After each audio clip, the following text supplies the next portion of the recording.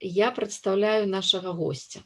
У меня асаблівая радасць прадставіць Лілю Ілюшыну, з розных прычын. Самая такая, вам падасца самая нязначная прычына, але для мяне вельмі важная, это то, што Ліля выпускнік першага выпуску беларускага калегіума. А это значыцца вось чалавек, дзеля якога, можна сказаць, калегіум найперш ствараўся. Таму это страшэнна здорава. У нас былі і выкладчыкі, і кіраўнікі калегіума з выпускнікоў калегіума. І вот цяпер у нас вот Ліля, і таму мы яе вот радасна вельмі вітаем, што яна вяртаецца вот такім чынам у беларускі калегіум. Але нагода, безумоўна, не гэтая. Я кажу, для мяне такая вельмі вялікая радасць. Ліля філосаф, прычым, наколькі я разумею, філосаф гісторыі, тому што гэта як бы вот асноўная галіна зацікаўленняў. І сёння мы будзем вот дзесьці вот менавіта ў гэтай галіне гаварыць. І тэму вы ўсе бачылі, гэта ў нас ідзе праект «Ностальгія, ці можна прысніць будучыню». Такая вельмі інтрыгуючая назва, так што мы зараз рыхтуемся сёння з вамі сніць супольную будучыню. Можа, з гэтага што-небудзь добрае атрымаецца. І вось last but not least, дадатковая вельмі важная інфармацыя. Ліля аўтар трылогіі такой беларускай фэнтэзі, беларускамоўнай фэнтэзі «Ключ дарог». Это зусім нядаўна, дзесьці в раёне 1,5-2 гады таму выйшла кніга, трылогія, і все асабліва ў каго падлеткі любяць чытаць, это значыць самая лепшая будзе такая чытанка, і таксама можаце і пра гэта пагаварыць, калі захочаце. І Ліля адна з арганізатараў вот гэтага цудоўнага фестывалю інтэлектуальнай кнігі «Прадмова», які вось ужо 3 разы быў, спадзяемся, што будзе працаваць і надалей, які пачаў збіраць велізарную такую раскошную міжнародную аўдыторыю. І таксама такая вельмі важная падзея ў беларускай інтэлектуальнай прасторы. Так што Ліля, мы можам сказаць, што ўвогуле вельмі важны, вельмі значны персанаж у беларускай прасторы. І яна з прычыны нязгоды з тым, што адбываецца ў дзяржаве, звольнілася з універсітэта культуры, дзе яна паспяхова выкладала філасофію. І таму мы, як бы у нас вот гэты праект «Акадэмічная салідарнасць» у беларускім калегіуме, нам хочацца пагаварыць з людзямі, якія пасыходзілі альбо якіх пазвальнялі супраць іхнай волі, менавіта вот з-за, скажем так, вот таких сацыяльна-палітычных чалавечых поглядаў, з любых, з якога боку не вазьмі. І таму гэта таксама у вас можа быць падстава для далейшай гутаркі. Але не буду далей казаць, я так спадзяюся, што вы все зразумелі, які у нас тут цудоўны герой у нашай кавярні, і даю слова Лілі, і хай яна нам раскажа, як мы будзем сніць будучыню, ці будзем ее сніць наогул. Ліля, калі ласка. Дзякуй вялікі спадарня Ірына за такую нават рэкламу. Мне вельмі прыемна ўсё гэта пра сябе чуць, маючае свае як бы вельмі хутка стартуе ў стратасферу. Вось. І што тычыцца фармату, то акурат гэта тое, што мне, відаць, найбольш пасуе. Я сябе не так, каб вельмі цудоўна пачуваю зараз у фармаце традыцыйнай акадэмічнай лекцыі, бо ўсё тое, што адбываецца зараз у краіне, адбываецца ўжо не першы месяц. У мяне такое не тое, каб крытычнае стаўленне да акадэмічнага дыскурсу, нармальна працягваць там пэўныя даследаванні і бачыць сябе як навукоўца. Просто гэта такой, ведаеце, персанальны экзістэнцыяльны крызіс. Як бы як можна, памятаеце гэтую знакамітую фразу, якая філасофія можа быць там, альбо паэзія, літаратура можа быць пасля Асвенцыму, так? І вось штосьці падобнае і я зараз перажываю, але разам з тым заставацца сам з нейкімі думкамі, перажываннямі таксама вельмі цяжка і контрпрадуктыўна. Таму я вельмі ўдзячная і беларускаму калегіуму як інстытуцыі, і персанальна спадарні Ірыне, якая зрабіла мне прапанову прыняць удзел у сённяшнім мерапрыемстве. І я цалкам падтрымліваю вось гэтую магчымасць там перапыняць, перапытваць, паварочваць у тое рэчышча, якое першапачаткова там аўтар, спікеры не задумваў, бо праз вось гэтай нечаканасці і нараджаецца штосьці жывое, і гэта зараз не дзеля прыгожага слова. У майго сённяшняга выступу ёсць бацькі. Калі маці гэта безумна беларускі калегіум, бачыце, тут такая бы гендерная дыспрапорцыя. Калегіум ёсць маці гэтага выступу, У нас але маці ён беларускі мае і касцёл. бацьку. У нас это бачыце. Так што калі ёсць маці касцёл, то чаму не будзе маці калегіум? Ну вось, бачыце, тут можна нават заручыцца словом доктара тэалогіі, да. Вось, дык, што тычыцца бацькі, у свой час я досыць шмат рэфлексавала, выкладала ў лятучым універсітэце. Я спадзяюся, большасць ведае, што гэта такое. І там было шмат размоваў, чым ёсць гісторыя, як мы яе прачытваем, што ёсць аб'ектыўная гісторыя, што такое гістарычны дыскурс.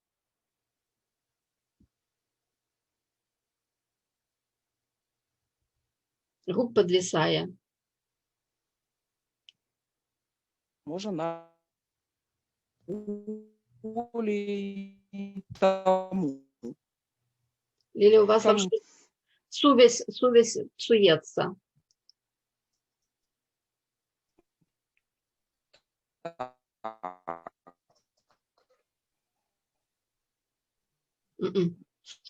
Сувязь рвецца, так?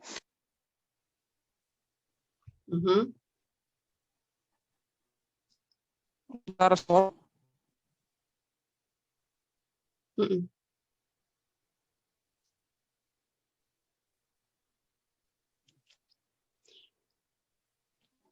Нешта ад вас не сыходзіць.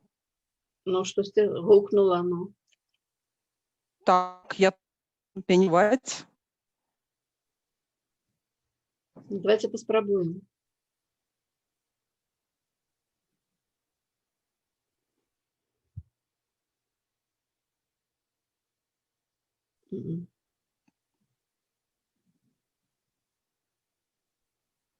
Так, а зараз? То, што вы сказалі, а зараз было добра. О, цудоўна. Ну, я тут перападлучылася па іншай сетцы, спадзяюся, такіх глюкаў больш не будзе. Прабачце, калі ласачка.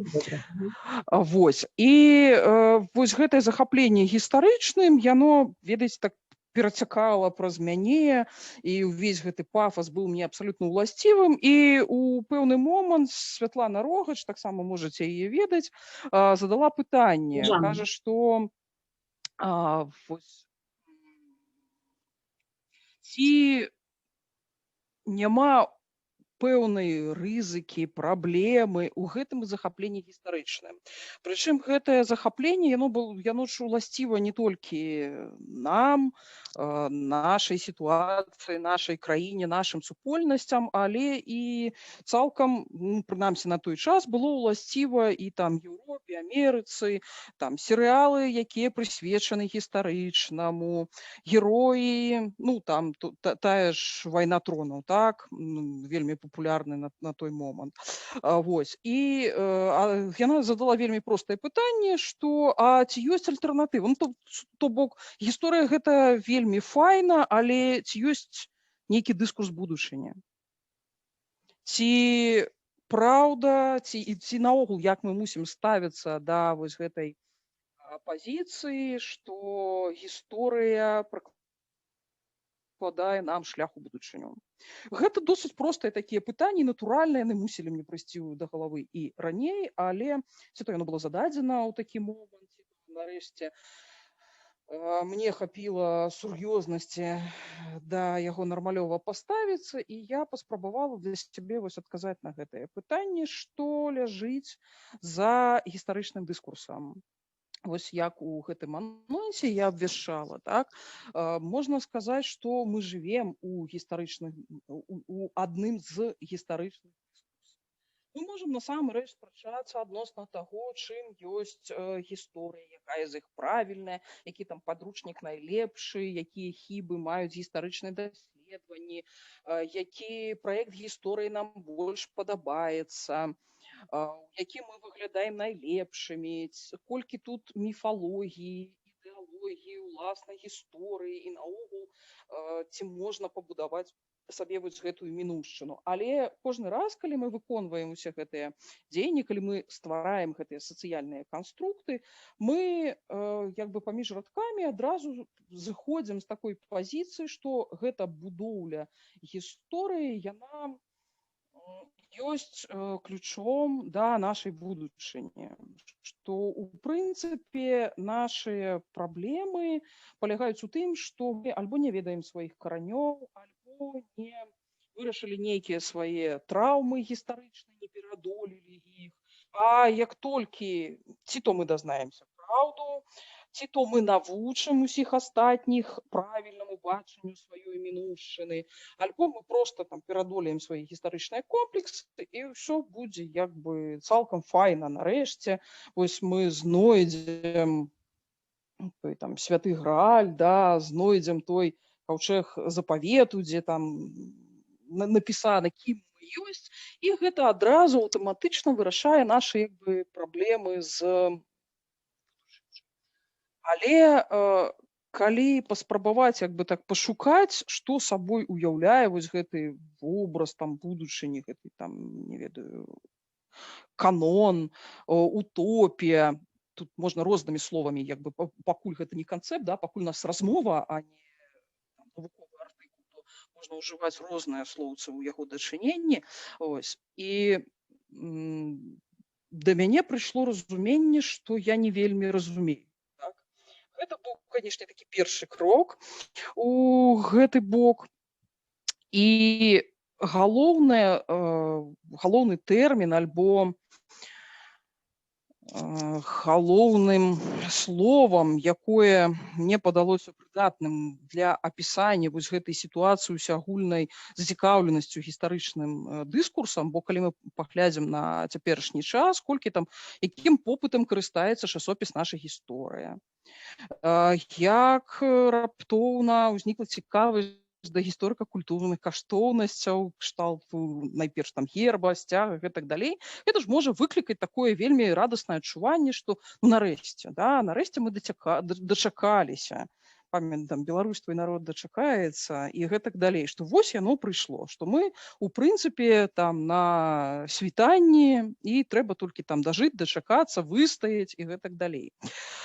І вось гэта, але разам з тым, вось у мяне прынамсі ўзнікае адчуванне, што гэтае чаканне, усе гэтыя адчуванні можна апісаць словам настальгія. І я тут звяртаюся натуральна да класічнага тлумачэння, вызначэння настальгіі, якое даваў яшчэ Наваліс.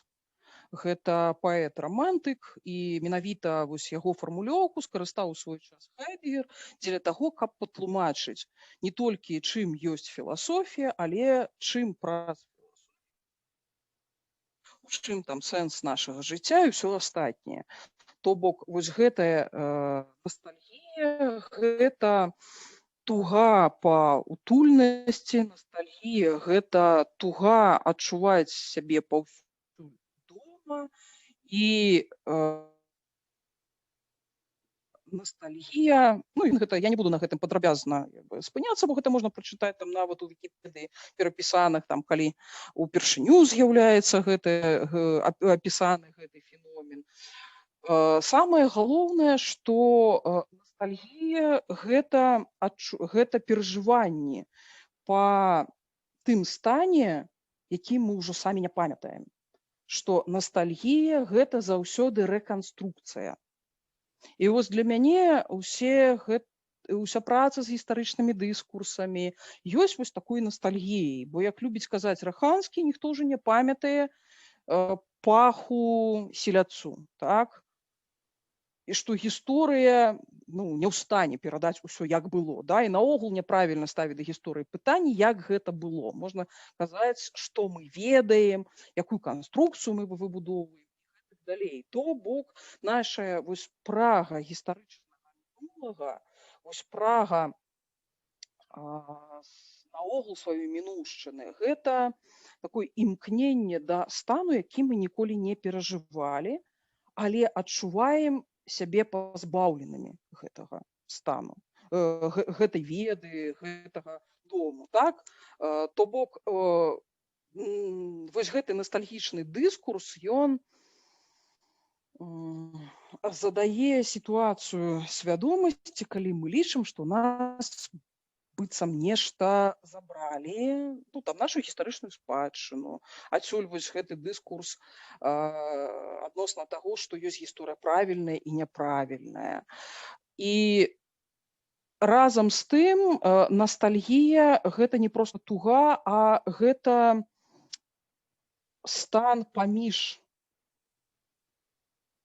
маім сённяшнім станам, сённяшнім адчуваннем і вось гэтае напружанне паміж мінуўшчынай і маім сённяшнім станам.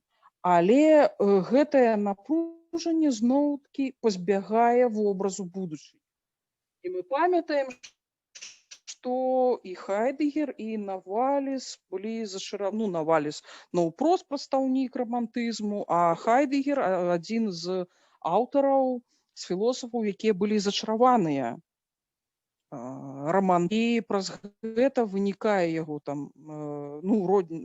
яго ёсць пэўнае перасячэнне з ідэалогіяй зямлі і гэтак далей. І што вось гэты рамантычны парыў, ён у прынцыпе пазбягае якога заўгодна, якога-небудзь вобразу будучыні. Вось гэтым рамантычным пафасам і вось гэтай ідэі ностальгіі, на мой позірк, наогул прасякнутай у шырокім сэнсе, не проста гістарычны дыскурс, а наогул наше ўспрыняцце рэчаіснасці і вобразу падрыхтавала 3 такія вельмі вядомыя цытаткі. Узгадаем таго ж Богдановича, да? Ад родных ніў, ад роднай хаты, іччэ забыўшыся рука і гэтак далей. Вось класічная цытата, праз якую вельмі добра вобраз ностальгіі раскрываецца. З пазнейшага гэта цытата Куляшова: «Можа, мы апошнія паэты, хто вось так цікавіцца зямлёй». Зноў-такі вось гэтае адчуванне страты мінуўшчыны, адчуванне страты зямлі, роднага, утульнага. І апошняя цытата гэта Тацяны Сапач, там: «Хворы стары мой бацька стары, сумуе па сыну, якога ніколі не меў». Гэтая канцовачка «сумуе па сыну, якога ніколі не меў», на мой погляд, найбольш падыходзіць да вось таго вобразу гістарычнага будучага, гістарычнай мінуўшчыны, з якой мы дасылаем, на якую мы спасылаемся. Вось гэтая прага мінуўшчыны, якая вырашыць нашыя сённяшнія праблемы, мне здаецца, вельмі ўласцівая сённяшняму дыскурсу, калі мы разважаем пра тое, што як паўстае беларуская нацыя, то бок мы ў асноўным скарыстоўваем вось гэтую рамантычную ідэю.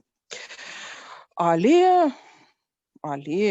самае цікавае, на мой погляд, што і альтэрнатыўны гістарычны дыскурс, можа, ёсць нейкія пытанні, заўвагі, рэакцыі. У мяне была то, што вы гаворыце пра рэканструкцыю, што вы маеце на ўвазе хутчэй не рэканструкцыю, а канструяванне. Таму што гэта вельмі розныя рэчы. Рэканструкцыя такая скажем, калі у нас ёсць фрагменты веды, і мы спрабуем узнавіць тое, што было. Калі мы канструюем, мы тады сапраўды бярэм розныя, абсалютна розныя факты, і з іх ствараем некую цэласную карціну, якая можа абсалютна нічога супольнага не мець з тым, што насамрэч калісьці было. Я маю на ўвазе, што калі мы канструюем гісторыю, то мы канструюем яе такую, якая яна бачыцца нам тут і цяпер, і мы разумеем гэта, што мы робім гісторыю так, як мы яе разумеем цяпер. І мы разумеем, што мы там шмат чаго не ўлічваем, нейкія фактары не ўлічваем, і свядома альбо нават несвядома, можа цалкам несвядома канструяваць. Па ідэі мы ж заўсёды менавіта, як мы канструюем цяперашнясць, мы канструюем вобразы будучыні, калі мы гэтым займаемся, і мы канструюем гісторыю, мы канструюем там, скажем, эту беларускую традыцыю, з якой мы працуем весь час, мы фактычна канструюем. Хутчэй, чым якби аспірацыя, магчыма, ёсць рэканструкцыі, але насамрэч это не рэканструкцыя, это канструяванне, і будзе вельмі добра, калі мы будзем разумець, што мы не рэканструюем, а канструюем. Вот як на гэты конт. Ну, я толькі часткова, відаць, пагаджуся, бо калі мы кажам пра больш шырокі гістарычны, сацыяльна-гістарычны дыскурс, тут мы натуральна мусім разумець, што ну, калі мы не зусім там анталагісты, да, у сацыяльным, што мы маем справу з сацыяльнымі канструктамі.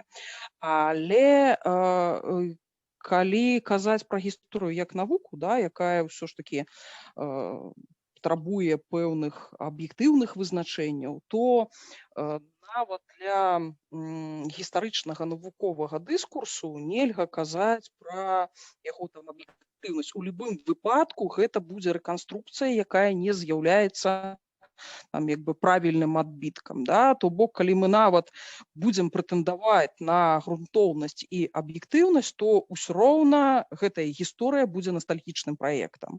Ну, у тым сэнсе спадарня Ірына, што я маю на ўвазе, што гэты сацыяльны канструкт можа быць рознай грунтоўнасці, рознай абгрунтаванасці гістарычнай. Да? І калі я кажу пра яго ўжыванне ў гістарычнай навуцы, я хутчэй тады скарыстоўваю тэрмін рэканструкцыя, а ну, я проста як бы гэта паколькі трошки хвалююся, запаруся як бы скарыстоўваю, але у прынцыпе у сацыяльным канструяванні тут вы як бы цалкам маеце. І от, наприклад, наконт аб'єктивної гісторії. Ну, ми ж говоримо, якби набор фактів – це не гісторія, гісторія – це вже описання гэтых фактів, відповідно, це інтерпретація по-любому. І то, що ми ведаємо, що історію пишуть переможці, це вже само по собі говорить, що історія – це не об'єктивна реч, а це все ж таки погляд, це менавіта конструювання. І другая реч, я просто потім забудуся, я хочу нагадати, мы уже некалькі гадоў таму гэта падымалі. Напрыклад, пытанне на нацыянальны погляд на гісторыю. У нас мы калісьці хацелі зрабіць такую дыскусію, але не зрабілі. Калі Олег Трусаў выдаў падручнік гісторыі сярэднявечча па-беларуску, і як бы ён сказаў, што гэта з беларускага пункту гледжання. То есть гэта як бы беларускі пагляд на гісторыю сярэднявечча. А такі вельмі слынны гісторык з Торуня, з Польшчы, Дарота Міхалюк, якая займаецца беларускай гісторыяй у тым ліку, яна калісьці вучыла, што гісторык не можа мець нацыянальнасці.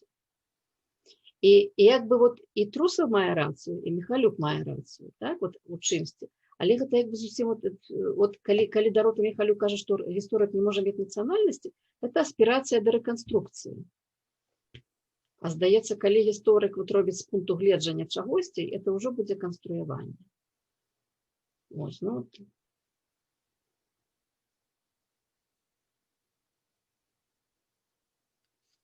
Так, у мяне неустойлівае злучэнне, мяне зараз чуваць? Чуваць добра. Ага, цудоўна.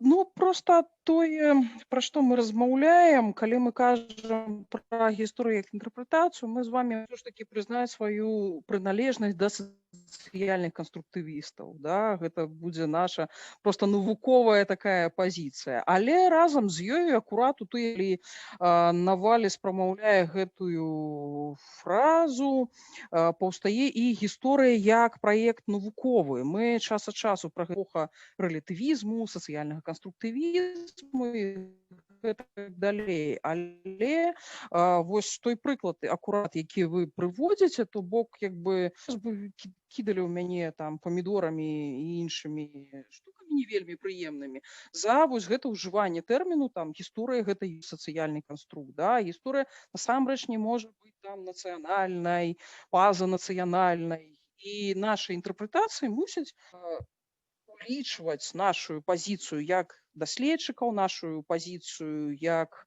нацыянальна арыентаваных альбо не асобаў, але ёсць пэўныя навуковыя штукі, якіх мы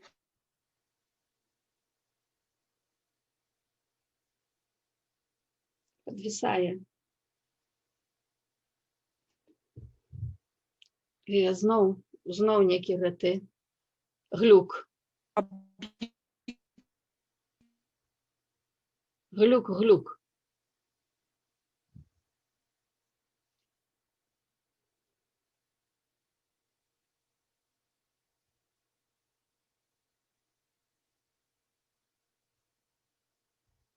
Нема зараз сувязі.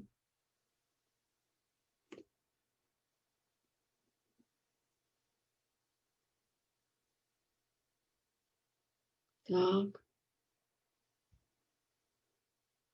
Ну что? У вас увогуле гук адключаны. У вас стаіць значок адключаны. Так, цяпер так. Добра. Цяпер нармалёва, да? Добра. Прабачце, калі ласка, гэта трошкі нечакана для мяне, бо як звычайна у нас ўсё нармалёва з сувяззю. Вяртаючыся да вось гэтай нашай не спрэчкі, а пытання наконт аб'ектыўнага гістарычнага дыскурсу, рамантычнага гістарычнага дыскурсу. Уласна, Хайдэгер прамаўляе вось гэтую ідэю наконт, сваё тлумачэнне выкладае наконт ностальгіі і нашага гістарычнага пачуцця, звязанага з ностальгіяй, тыя часы, калі пануе аб'ектывісцкая гісторыя і больш за тое гісторыя прагрэсівісцкая гісторыя, якая акурат бачыць наперадзе там пэўную утопію альбо бачыць пэўную заканамернасць развіцця, той же марксізм, напрыклад, да, які выбудоўвае такі як бы нармалёвы шлях. Ну і ў прынцыпе усе гэтыя гістарычныя праекты, якія паказваюць, як развіваецца грамадства, там чалавецтва ад мінуўшчыны, як яно там павольна альбо шпарка крочыць у будучыню. І вось гэты зварот да традыцыяналізма у Хайдэгера ён не зусім класічны. Што тут можа як бы быць нам цікава і што мне найбольш падабаецца? Што, глядзіце, вось здавалася б, за савецкім часам, калі пануе ідэалогія няхай і вельмі своеасаблівага савецкага марксізму, але вось гэтае адчуванне гісторыі яно мусіла быць зноў-такі у такім прагрэсісцкім рэчышчы, так? Разуменне той самай светлай будучыні і гэтак далей. Але нават у прынцыпе ёсць такія як бы неблагія інтэрпрэтацыйныя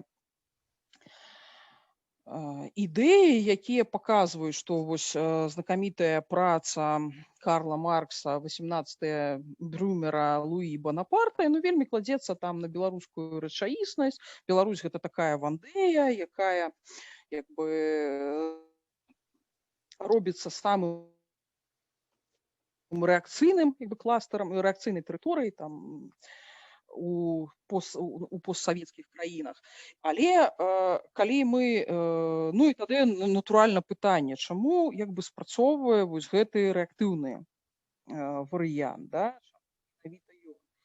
І мне вельмі падабаецца у гэтым сэнсе зноў-такі ідэя Брадэля наконт таго, што у нас не скончаныя няскончанае гэтае доўгае 16-18 стагоддзе і пакуль не перамагае цывілізацыя гораду, а на першы план выходзіць традыцыя і вясковая,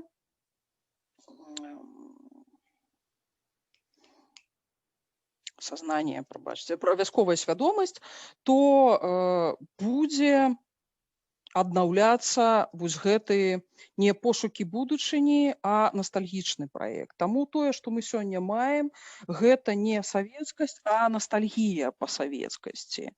Той праўладны дыскурс, да, гэта дыскурс вёскі, дыскурс сена на асфальце. Гэта зусім не гарадское асяроддзе, гэта не гарадская цывілізацыя. І зноў, а паколькі гэта настальгія, мы пазбаўленыя вектару будучыні.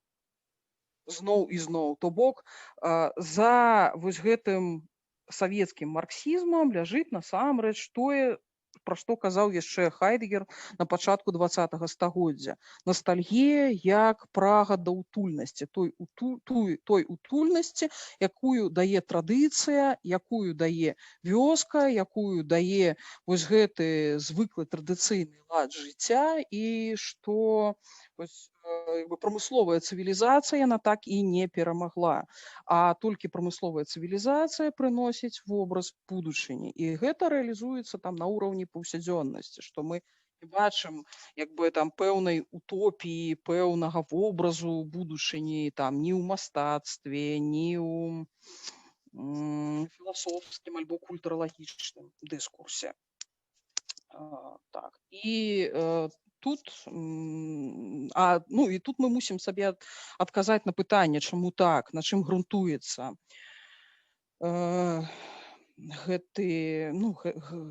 гэтая настальгія, так, чаму як бы яна пазбаўляе вось гэтага вобраза будучыні.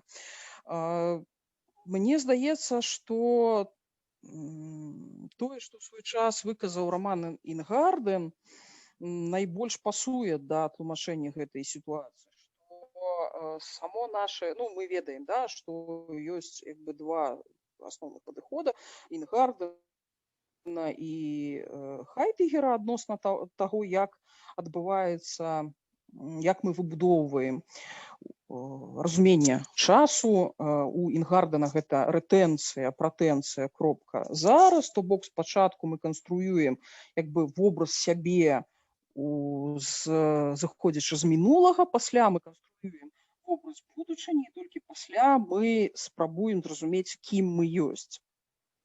У Хайдегера мы сыходзім з дызайн тут і зараз, і пасля гэтага мы звяртаемся да мінулага, з мінулага мы будуем будучыню. І вось мне здаецца, што паміж вось гэтымі, прычым як бы ёсць досыць абгрунтаваныя даследаванні, ідэі, чаму і як мы выбіраем альбо першую мадэль, альбо другую. Вось мне здаецца, што мы, так ведаеце, завязлі ў хайдегерыяншчыне, што гэта найбольш прыдатны для нас філосаф і тлумачальная схема. Нездарма яго так любяць нашыя файныя там Акудовіч, Бабко, усе астатнія, што ён як бы, відаць, вельмі псіхалагічна файна кладзецца на нашу там ідэнтычнасць і стварае яе. І вось першапачаткова вось гэты спроба адшукаць, чым я ёсць зараз, яно пралягае, сягае ў мінуўшчыну, але, праўда, да наступнага ўжо не даходзіць. Што няма вось гэтага з прошлага мы з мінуўшчыны мы сягаем у будучыню, а пасля спрабуем разумець дзе мы знаходзімся адносна мінулага і будучыні, і праз гэта сканструяваць сябе сённяшніх. Я такі, ведаеце, я глыбокая рэлятывістка і сацыяльная канструктывістка, і лічу, што мы ствараем сябе праз вобразы будучыні і вобразы мінуўшчыны.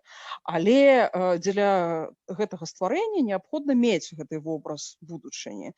Вось мне вельмі здаецца, што нашаму сённяшняму грамадству насамрэч не стае вось гэтага вобраза будучыні, што называецца хаця б якога. Нават такога, якога нам бы хацелася пазбегнуць. На жаль, ён зараз выбудоўваецца кшталту там Беларусь як канцэнтрацыйны лагер, вось такое. Гэта, канешне, тое, чаго б хацелася пазбегнуць, ад чаго б хацелася б, канешне, як бы адштурхацца як мага мацней, але гэта, на мой погляд, як бы ледзьве не адзіны той вобраз будучыні, які вымалёўваецца спадарні Ірыны. Пагодзіцеся ці не са мной, што вось у нас з вобразамі мінуўшчыны як бы ўсё Не, не погоджусь. Давайте. Абсолютно не погоджусь, потому что как бы вы агучиваете как бы голос одной партии, якая не голос, а вот як бы вот з пункту гледжання того, калі мы улічваем як такого гістарычнага актара ў Беларусі толькі ўладу, якая будуе гэты лагер, якая будуе невядома што. Яна правільна гэта будуе, яна такі образ будучыні стварае. Але ж тут же ж ёсць яшчэ іншыя актары, іншыя дзейнікі, якія таксама робяць сваю візію будучыні. І прычым сваю візію будучыні это ж не толькі вот у 20-м годзе, это цягам вот апошніх, скажем, гэтых 26, крэслім так, 26 гадоў. Ёсць ж таксама вот ёсць дзейнікі, якія свядома ствараюць вобраз будучыні, вобраз краіны, якая яна ёсць, і адпаведна куды яна пойдзе. І тых, хто несвядома гэта робіць.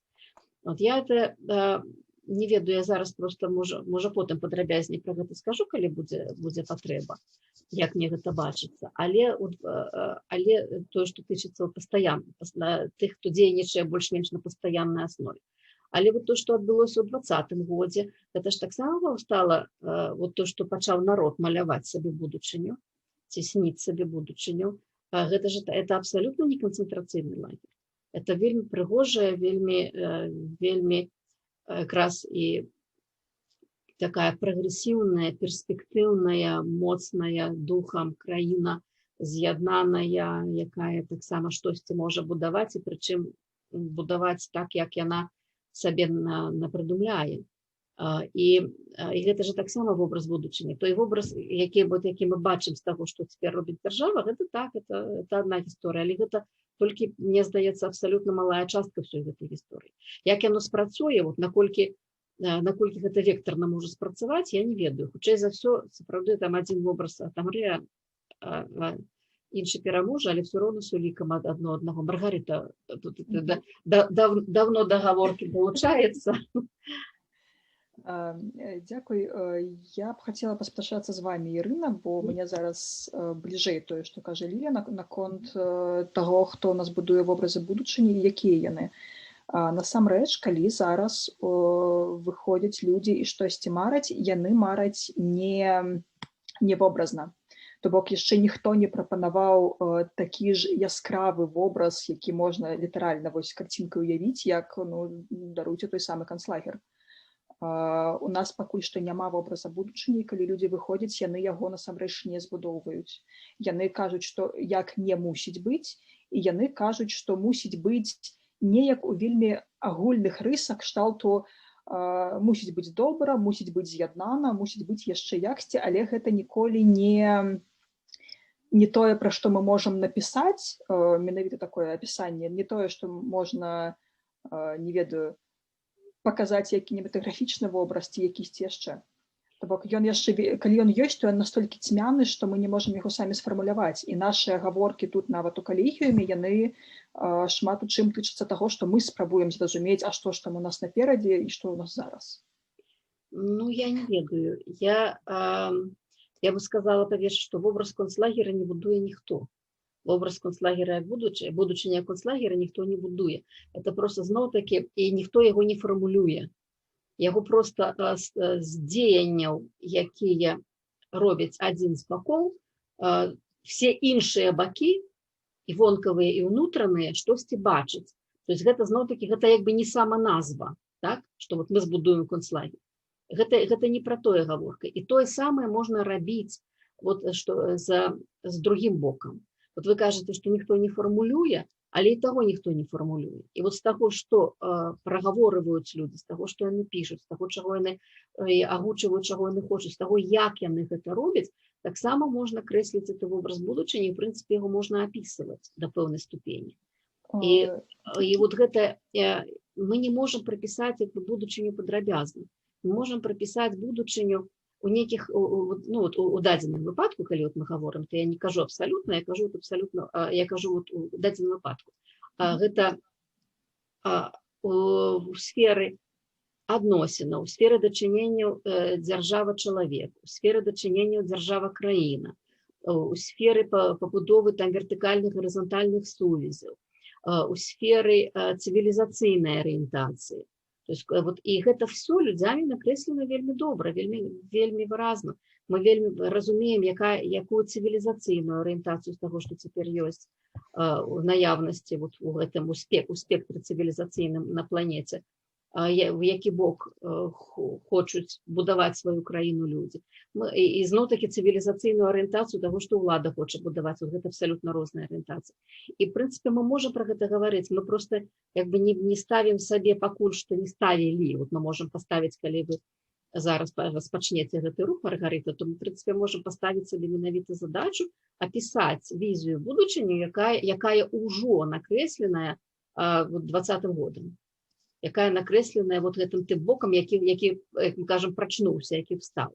Там, на маю думку, она там ёсць. Просто, што мы як бы, ну, не бярэмся не фармуляваць, але это праблема наша, а не праблема людзей. Людзі бачаць эту будучыню. Аднак, правда, конечно, она не ясная. Будучыня, вот як не здарма у некаторых афрыканскіх мовах, так, это будучыня ззаду, а мінулае спераду. Так, потому што мы будучыню мы не бачым. Але мы яе канструюем, вот это. Так што вот такім чынам як бы вот это я вельмі добра разумею, што вы маеце на ўвазе, але мне здаецца, што вы просто, ну, просто як бы павялічваеце, павелічальнае шкло ставіце адзін бок і не так троху ігнаруеце гэты другі бок. А з ім таксама абсалютна можна працаваць, вот в інтэлектуальным поле цалкам можна просто заняцца тым, што паглядзець, як фармулююць будучыню. Той бок, дзеля якога будуецца канцэнтрацыйны лагер, скажем так. За што людзі патрапляюць у канцэнтрацыйны лагер, за якую візію будучыню яны патрапляюць у той лагер, які ім будуюць. Ну, насамрэч, з усяго, што я на дадзены момант бачыла з нашага прыгожага светлага боку, больш ці менш сфармуляваная візія будучыні была ў анархістаў. Вось тая, якую яны звычайна і прапановваюць. Усе астатнія, дарэчы, ну, па-першае, скептычна да яе ставяцца, а па-другое, не фармулююць штосьці сваё ў адказ. То бок яны ці то падцягваюць вельмі такія шаблонныя адказы, якія проста звыклыя даваць, што а мы зробім, ну, даруйце ўжо рынкавую эканоміку, ці яшчэ штосьці такое. Але, ну, калі пачынаць размову, то за гэтым нічога не стаіць, акрамя звычкі, што мы звыклі, што вось там, пэўна, палягае наша выратаванне.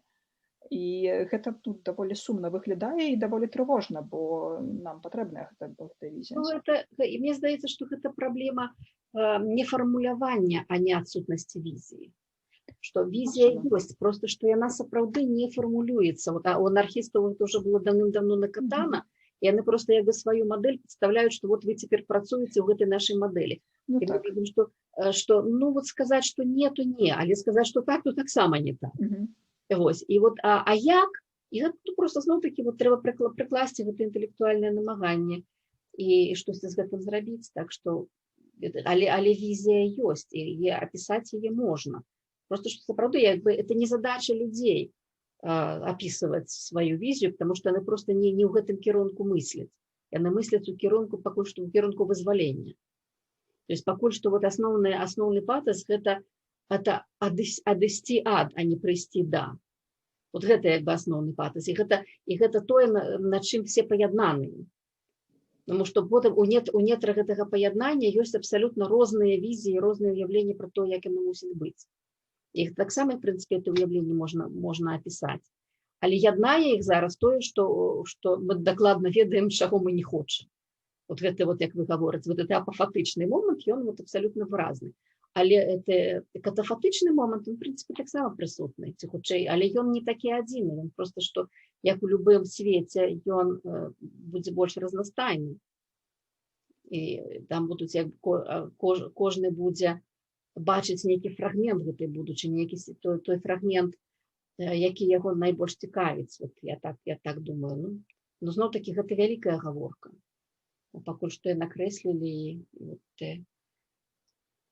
Ліля можа нас зараз падсумаваць і ісці далей. Я б з задавальненнем, але давайте, тут вось ёсць у нас яшчэ удзельніца, якая даўно ўжо подняла руку. Давайте мы так зробім. Мы даслухаем, а пасля я зрэагую на ўсё разам. Добра? Маргарыта, безумоўна, прабачце, конечно. Дякую. У мяне ўзнікла такая ідэя, можа быць, гіпотэза, што вось гэты вобраз будучыні, які спрабуе зараз утварыцца у вось гэтай добрай часе, так, што, можа быць, ён мае спасылку на першую частку 90-х гадоў, альбо 20-е гады 20-го стагоддзя, да таго, што узраджалася, але было задушана. Ці, можа быць, вось гэты апеляцыя да мінулага, яна зусім не працуе. Вось у мяне такое пытанне. Дзякуй. Вось акурат, відаць, пра гэта я і збіралася зрэагаваць на тое, што казалі Маргарыта і спадарыня Ірына. Як бы я згодна са спадарыняй Ірынай у тым, што у прынцыпе вобраз будучыні зараз і не можа быць настолькі ўцямным, бо, ну, па-першае, вобраз будучыні у прынцыпе не можа быць абсалютна ўцямным, да, на тое яна і будучыня. Гэта першае. А па-другое, што на павестцы, да, самае галоўнае гэта пазбавіцца таго, што ёсць, а далей мы будзем, ну, справа настолькі сур'ёзная, што гэта задача абсалютна першасная, і яна сабой, канешне, перакрывае там вельмі падрабязныя абмеркаванні вобразу будучыні. Тут як бы я нават не буду спрачацца, магу толькі далучыцца да вось гэтых аргументаў, але мне здаецца, тут важнейшае, ну, для мяне, прынамсі, важнейшае крышачку іншае. Мне здаецца, што ўсе гэтыя вобразы будучыні – гэта праекты настальгіі. І што гэта, па сутнасці, хутчэй такі рэваншызм, чым сапраўднае стварэнне будучыні. Бо калі мы паглядзім на самі словы, якія мы скарыстоўваем, метафоры, якія мы ўжываем, гэта будзе, мы страцілі 26 гадоў. За гэты час можна было зрабіць лепш. Трэба вярнуцца там да Канстытуцыі 94-го года. І гэтак далей. Я разумею, што для нашага мыслення, ну, мы людзі так створаны натуральна звяртацца там да свайго досведу, гэта там і псіхалагічна пэўным чынам як бы закладзена ў нас, мы так мыслім гэтымі структурамі. Але мне здаецца, што ўсё роўна мы застаемся ў гэтым коле традыцый і настальгіі. У чым я гэта бачу, што на ўзроўні як бы грамадства, вяртаючыся да такого прыватнай размовы з Маргарытай, якая адбылася некалькі дзён таму, у нас вельмі слаба упісаныя як бы утопіі, вобразы будучыні на ўзроўні там рэчаіснасці, там прамысловай утопіі і гэтак далей, што мы ўсё роўна застаемся у гэтым рэчышчы нацыянальным. І чаму традыцыйным і нацыянальным. І чаму я бачу у гэтым праблему, можна зноў-такі вельмі доўга спрачацца, ці там перш перажывае нацыянальныя крызісы, з'яўляецца гэта толькі пэўным гістарычным феноменам, які сыходзіць, і там традыцыя жыве вечна. Але мне здаецца, тут ёсць крышачку іншая праблема, што вось гэты вобраз будучыні, які стварае ностальгія па нацыянальнаму, ностальгія па традыцыі, гэта праблема калектыўнага і індывідуальнага. Справа ў тым, што каб стварыць вобраз будучыні, трэба індывідуальная візія. То бок, утопія, яна мусіць быць індывідуальная. А тыя праекты, якія прапаноўваюцца, ну, як бы, яны належаць супольнасцям. І вось гэты канфлікт паміж прыналежнасцю да супольнасці і індывідуальным праектам будучыні, мне здаецца, і вось тая асноўная кропка, якая будзе, як бы, вельмі балючай, і да якой мы з вялікай цяжкасцю будзем пераходзіць, нават з большай цяжкасцю, чым зараз там змагаемся з усім, што адбываецца. Бо гэта будзе акурат вось той пераход ад традыцыйнага да посттрадыцыйнага ладу жыцця, мыслення і гэтак далей. І бо як бы той дыскурс, да якога мы далучаемся, ён па сутнасці сваёй калектывісткі. Няважна, якой там як бы ностальгіі мы прытрымліваемся там да беларускай нацыянальнай альбо беларускай савецкай, гэта ўсё роўна пэўная калектывісцкая прыналежнасць. І вось гэты гістарычны дыскурс, ён зноў-такі, як бы, ну, яго галоўная задача стварэнне супольнасці, да? А дзеля таго, каб зрабіць такую візію будучыні, нам трэба пераадолець вось гэты калектывізм. Вось гэта моя галоўная, як бы, ідэя, выклік там, думка і гэтак далей. Якая альтэрнатыва? Я не зусім разумею тады гэтага выкліку. Як можна збудаваць там будучыню супольнасці на індывідуальнай візіі будучыні? Тут ёсць рэакцыя, таму я, відаць, пасля яе, да, адкажу. А включите микрофон, коли ласка. Я нашла, где руку поднять забыла. Значит, Да. мне так представляется, что мы имеем очень разные модели, назовем условно эту социальную группу сторонников перемен, обобщенно. Так я предполагаю, что у этих сторонников перемен реально существуют очень разные модели и даже противоположные модели той самой будущей, о которой идет речь. И мне представляется, что это бы желательно начать проговаривать как минимум, потому что потом это все равно придется проговаривать.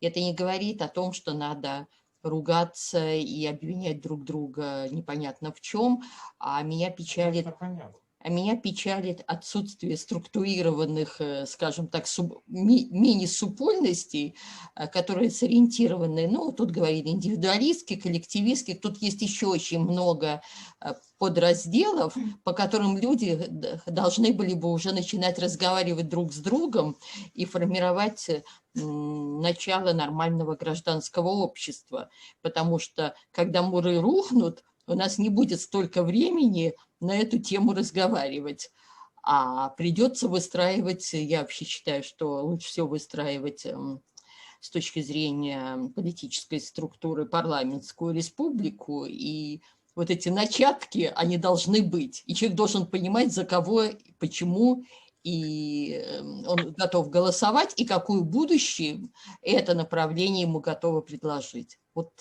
такое замечание. Практикоориентированное, скажем так. И я про это думаю с начала вот этого бурного развития событий. Дзякуй. Ну, я тут за практыку адказваць не буду. Я пакуль магу толькі ў чымсьці ўдзельнічаць альбо не, але ў любом выпадку дзякуй вялікі за рэмарку. У адказ на пытанне, на заўвагу спадарыні Ірыны. Будучыня за тымі ўяўнымі супольнасцямі, вельмі як бы так у косачках гэтае дачыненне да гэтых груп ужываю слова супольнасці, якія як бы разарвуць з гістарычным дыскурсам. Гэта ведаеце, як у псіхалогіі можна там шукаць праблемы у сваім там мінулым, а ёсць такая як бы, ну, попсовая, але такая распаўсюджаная там візіянерства, там уявіць, дзе ты будзеш там праз 10 гадоў, праз 15.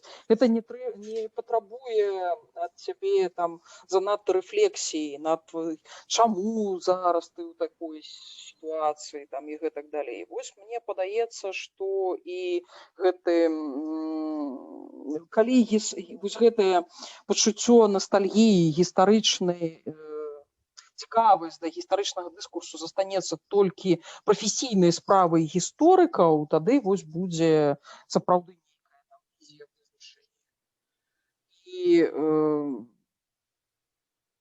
бы пакончыць з традыцыяй.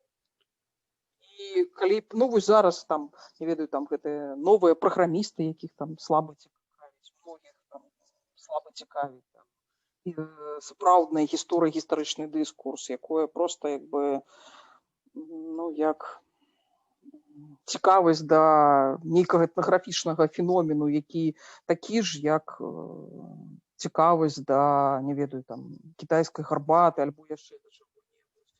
Дзе прыналежнасць да вось гэтага там нацыянальнага не з'яўляецца такім ужо важным. А чаму? Я не зусім разумею. У сэнсе, што, ну, яно, ну, ці так, ці не так, это не верифікабельна, за якім будучыням это пакажа будучыня. Але чаму вы так думаеце? То есть, як бы, нам тады трэба злезці з гэтых плячэй гігантаў, так? Таму што мы чагосьці дасягаем, калі мы на плячах гігантаў. Мы тады як бы лепш бачым наперад. Мы тады, вот, калі мы на вот, любая традыцыя, не абавязкова традыцыя нацыянальная, это можа быць традыцыя навуковая, навуковай школы, мастацкая, любая традыцыя, калі мы на вастрыі гэтай традыцыі, і калі мы яе як бы за сабой адчуваем, то мы тады вот на вяршыні гэтай хвалі. То есть гэтая вся эта хваля, она разом з намі, она нас нясе, она нам дае энергію, она нас выносіць, і она нам дае візію, потому што мы тады вышэй, мы бачым кантэкст. Мы бачым гэты велізарны кантэкст. Вот калі мы з гэтага кантэксту злезем, то есть калі мы злезем з плячэй гігантаў і будзем гэтую, скажем, гісторыю чалавецтва разглядаць як і традыцыю выпівання кубачка гарбаты, скажем, вот, ну, на адным узроўні, то, скажем, як далёка мы будзем бачыць. Перад Маргарытай, добра, я зрэагую. Вы тут вельмі слушна падлавілі спадарыня Ірына, бо калі я кажу як бы пра традыцыю, маючы на ўвазе нацыянальную традыцыю, то натуральна можа задацца пытаннем, як бы, ну, добра, мы адмовіліся вось ад такога прачытання сваёй гісторыі, проста мы перайшлі у межы другой традыцыі, просто чытаем па-інша, застаемся у пэўнай традыцыі. Ці наогул можна пазбавіцца традыцыі як такой, да? Нельга пазбавіцца там свайго гісторыка-культурнага досведу. Ён усё роўна праз нас кажа. Так, я згаджуся, гэта такое, як бы, ну, тонкае для мяне месца. На ўзроўні, ведаеце, такіх інтуіцый пагаворана. Я хотела сказать наконт традыцыі і стаяння на плечах гігантаў. Мы ж не абавязаныя на іх стаяць, то бок нават у мастацтве мы ў пэўны момант адштурхоўваемся ад гэтых плеч гігантаў. Мы ўсё роўна маем там пасля ўсёй класічнай плыні мы маем мадэрнізм, і мы маем ўсё тое, што мы маем зараз у сучасным мастацтве. Мы маем тое, што мы маем зараз у сучаснай думке. Яна таксама з пэўнага моманту пачынае не тое, каб парываць традыцыі, але вельмі крытычна да яе ставіцца. Так это тое самае, Маргарыта. Это тое самае. Это вот, калі вы парываеце з традыцыяй, то вы парываеце менавіта з гэтай традыцыяй, ведаючы яе, стоячы на ёй. Вы толькі з плеч гігантаў можаце парваць з гэтым гігантам. Вы злазіце, калі вы не стаіце на плячах гігантаў, вы просто ігнаруеце гэту традыцыю. Вы не ведаеце, вы пачынаеце маляваць, нібыта да вас ніхто ў свеце не маляваў. Вы пачынаеце там я якраз пра адваротнае кажу. Мы малюем не так, нібыта да нас не малявалі, а так, як да нас не малявалі. Так гэта толькі ў традыцыі вы можаце рабіць. Ну, зразумела, мы мусім разумець, што яна была, мы не можам на яе забыцца. Вы вучыцеся, але мы не абавязаныя яе працягваць, і вось гэты пераход, магчыма, і мы мусім... Я вот цалкам абвяргаю тое, што вы гаворыце, таму што тое, што вы гаворыце, вы акурат падтрымліваеце тое, што гавару я, потому што вы можаце парваць традыцыі, зрабіць так, як да вас ніхто не рабіў, калі вы ведаеце кантэкст, калі вы ведаеце, як да вас рабілі, і вы бачыце все, што да вас рабілі, і вы з гэтага, што да вас рабілі, вы можаце рабіць штосьці, чаго ніхто да вас не рабіў. Гэта і ёсць грэбень хвалі. Гэта яно і ёсць. Вы можаце кудысьці патрапіць, тады, калі вы ведаеце, куды ўжо было патраплена. Вы пашыраеце сусвет, калі вы прыводзіце думку туды, дзе яна яшчэ ніколі не была. А калі вы гэтага не робіце, калі вы не стаіце на плячах гігантаў, вы проста знаходзіцеся дзесьці ў нетрах, і гэтая нетра будзе вас заглынаць. І вы нікуды не патрапіце, вы нікуды, вы сапраўды будзеце гэтае, вы можаце зрабіць шыкоўную індывідуальную традыцыю выпівання кубачка гарбаты, і гэтая традыцыя, вот это будзе ваш максімум. А вы можаце рабіць штосьці трансфармацыйнае, штосьці інаватарскае, штосьці сапраўды тое, што мяняе свет, тады, калі вы ведаеце кантэкст. Калі вы з гэтага кантэкста кудысьці вырываецеся, калі вы прыводзіце сябе туды, дзе раней ніхто не быў. А як вы ведаеце, калі вы зробіце сваю індывідуальную сямейную традыцыю там штосьці рабіць, ну цудоўна, это як бы вот это структуруе вашее жыццё, але гэта будзе потым хтосьці гляне на вас у кантэксце, і вы пабачыце просто, куды вы патрапляеце. То есть в якую ячейку ўжо існуючых варыянтаў асэнсавання свету вы патрапляеце, і прычым будзеце займаць там нейкае месца. А калі мы сапраўды робім візію, калі мы гаворым пра візію, калі мы гаворым пра маштабнасць, то мы мусім бачыць кантэкст. І правільна, вот то, што я абсалютна тут з вами згаджаюся, мы ідзем туды, куды ніхто раней не ішоў. Это так. Таму што гэтае, вот мы ідзем туды, вот перад намі не просто мур, перад намі вот канец уяўляльнага сусвету. І в гэты канец уяўляльнага сусвету мы адсоўваем далі. То есть мы яго мяняем. Гэта звязана з тым, што я вот і раней пыталася у Лілі пра рэканструкцыю і канструяванне. Калі мы рэканструюем, мы нікуды наперад не рухаемся. Калі мы канструюем, і тады сапраўды это все мы можам рухацца наперад, нават працуючы з мінулым у сэнсе канструявання. Калі мы разумеем, што мы канструюем, калі мы разумеем, што мы знаходзімся, мы не то, што знаходзімся ў кантэксце, мы асэнсоўваем гэты нейкі пэўны кантэкст, мы разумеем гэты кантэкст, і з гэтага кантэксту мы фармуем той кантэкст, які нас несе далей, той кантэкст, які нам дае гэтую энергію для перасоўвання далей. Але без кантэксту, просто вот это мы у любым выпадку будзем як немаўля, якое без грамадства пачынае расці. Ну да, будзе вынаходзіць свае крокі, тыя, якія былі вынайдзеныя даўным-даўно. І вся энергія будзе на тое, на паўтарэнне таго, што ўжо зроблена. Калі мы у традыцыі, калі мы ў кантэксце, мы не паўтараем тое, што зроблена. Мы выкарыстоўваем з таго, што зроблена, тое, што нам трэба дзеля таго, каб стварыць тое, чаго яшчэ ніколі не было. І вот то, што мы, між іншым, то, што мы пра 20-й год гаворым у Беларусі, што ў Беларусі рабілі тое, чаго ніколі раней не было. Ніхто так не рабіў. Ніхто ніколі, нідзе ў свеце не было такіх рэчаў, якія былі ў Беларусі ўлетку і ўвосень. Это сапраўды было, і што вот зараз вот беларусы апынуліся дзесьці на вастрыі стварэння сусвету. То есть мы памянялі свет уже не такі, які ён быў. І гэта, як бы, мне здаецца, калі мы гаворым пра беларускую візію, гэта важней, чым пабудова концлагеру. Это нашмат важней. Нашмат важней тое, што мы ўжо памянялі свет. Тое, што вот гэтая стваральная энергія, мы яго не асэнсавалі, як мы гэта зрабілі, мы не асэнсавалі, куды, то, што мы ўжо казалі, так, што мы не намалявалі ясную, чоткую карціну будучыні зараз. Мы яе не зрабілі, але мы штосьці зрабілі іншае. і зрабілі менавіта тое, што можна было зрабіць толькі вот так аказаўшыся на грэбні этой хвалі. Таму і паўсталі гэтая сімволіка бел-чырвона-белая, таму што яна взяла в сябе, яна стала сімвалем вот гэтай всёй хвалі, сімвалем усяго з таго, што мы бярэм з сабой, так? Мне б вельмі хацелася далучыцца да гэтых словаў. Мне б вельмі б хацелася, каб ўсё, што кажа спадарыня Ірына, было насамрэч вось так, але ў мяне ёсць пэўны скепсіс. Ведаеце, у спорце ёсць такі феномен кругавых.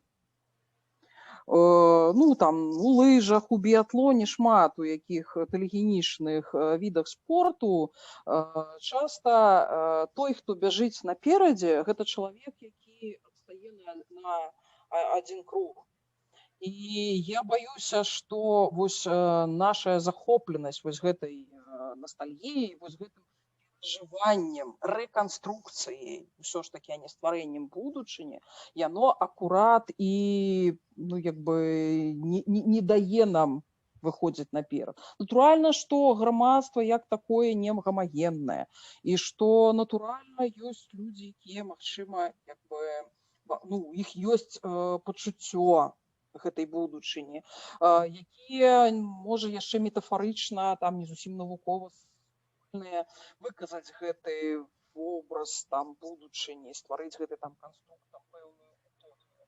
Але як бы вось гэтая як бы прага да утульнасці, яна, мне здаецца, ўсё ж такі як бы намагае як бы зноў апынуцца ў палоне. Конечно, вельмі цікавая з'ява, што зараз гэтая там ностальгія і гэты гістарычны дыскурс, ён транслюецца рэжымам, да? Гэта для яго жаданне як бы захаваць усё як было, як бы захаваць вось гэты там пэўны гістарычны прамежак, так, як бы закансерваваць яго. Гэта як бы так, ну, дзіўная традыцыйнасць, ну, як бы у сэнсе цікавая, не дзіўная, а акурат зразумела. Але наконт таго, што вось мы як бы так на грэбні хвалі і праз як бы, ну, наперадзе краін сусвету ўсяго, я б, канешне, не зусім пагадзілася. Ну, вы Мне вельмі падабаецца гэтая думка, але мой скепсіс змушае мне казаць, што гэта не так. Ну, вы бачыце, што вот якраз такі адбыўся радыкальны разрыў з утульнасцю. Абсалютна радыкальны разрыў з утульнасцю. Людзі сапраўды ідуць у гэтыя концлагеры. Гэта тут пра утульнасць ніякай гаворкі няма абсалютна. Утульнасць сапраўды, вот будуючы концлагеры, утульнасці шукае ўлада. Спадзяецца на утульнасць, калі яна пабудуе гэтыя концлагеры. А якраз вот гэтая візія людзей, яна не ностальгічная, яна порвала з гэтай вот з ідэяй утульнасці. Яна гатовая, вот это хутчэй вот менавіта пра тое, што я кажу, з чым вы не пагаднені, як бы на чым у вас ёсць скепсіс. Гэта крок у невядомае, это крок заўсёды не в утульнасць. Прага перамен, як у нас вот было сфармулявана, што людзі, якія, як ты сказаць, прыхільнікі пераменаў, так, вот як вы сказалі, Інеса, так? Прыхільнікі пераменаў, людзі, якія за перамены, так? Перамены гэта заўсёды неўтульнасць. Перамены гэта заўсёды рызыка, гэта заўсёды няпэўнасць. І вот то, што робіць грамадства ў 20-м годзе, яно якраз такі абсалютна радыкальна гатовая страціць все, страціць любую утульнасць, страціць любыя звыклыя формы існавання дзеля новага. Грамадства ці асобы. Вось я тут і кажу, што вось той самы разрыў, да, на ўзроўні, то бок, глядзіце, вырыванне як бы ностальгія прапануе нам далучэнне да калектыўнага. Вось утульнасць праз традыцыю. Мы вырываемся праз сыход у неўтульнае, праз рызыку, прычым персанальную рызыку. Як так, і абсалютна там адміністратыўную, грамадзянскую і гэтак далей. Але наступны крок гэта супольнасць, і я думаю, што у межах вось тых дыскусаў, у межах тых канструктаў і візій будучыні, якія існуюць, гэта зноў будзе запіранне ва гэтых калектывісцкіх гэтых праектах супольнасцяў, што гэта будзе зноў той жа наратыў ностальгічны.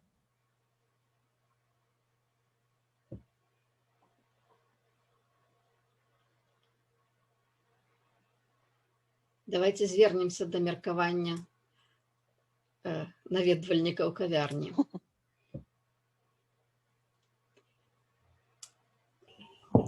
Калі ласка, якія это пытанні і выказванні, меркаванні. Так, Тетяна, уже давным-давно рвецца, так? Не, я слухала, ви мене чуєте, так? Чуем. Цікаво, але эта падзея, это ж не толькі стаяць на плячах таго, што адбывалася. Это открываецца такая магчымасць у Беларусі як краіны, там што свет меняецца. Мы не можам паўтараць тое, што мы рабілі у 90-е годы, таму што ўжо свет іншы. Свет меняецца, і ў свеце новыя патрабаванні, і ва ўсіх астатніх краінах, у которых не адбываюцца перамены, яны па інерцыі на гэтыя патрабаванні будуць вельмі марудна адказваць. А у нас ёсць па-мойму, магчымасць адразу перагрупіравацца і быць лідарамі,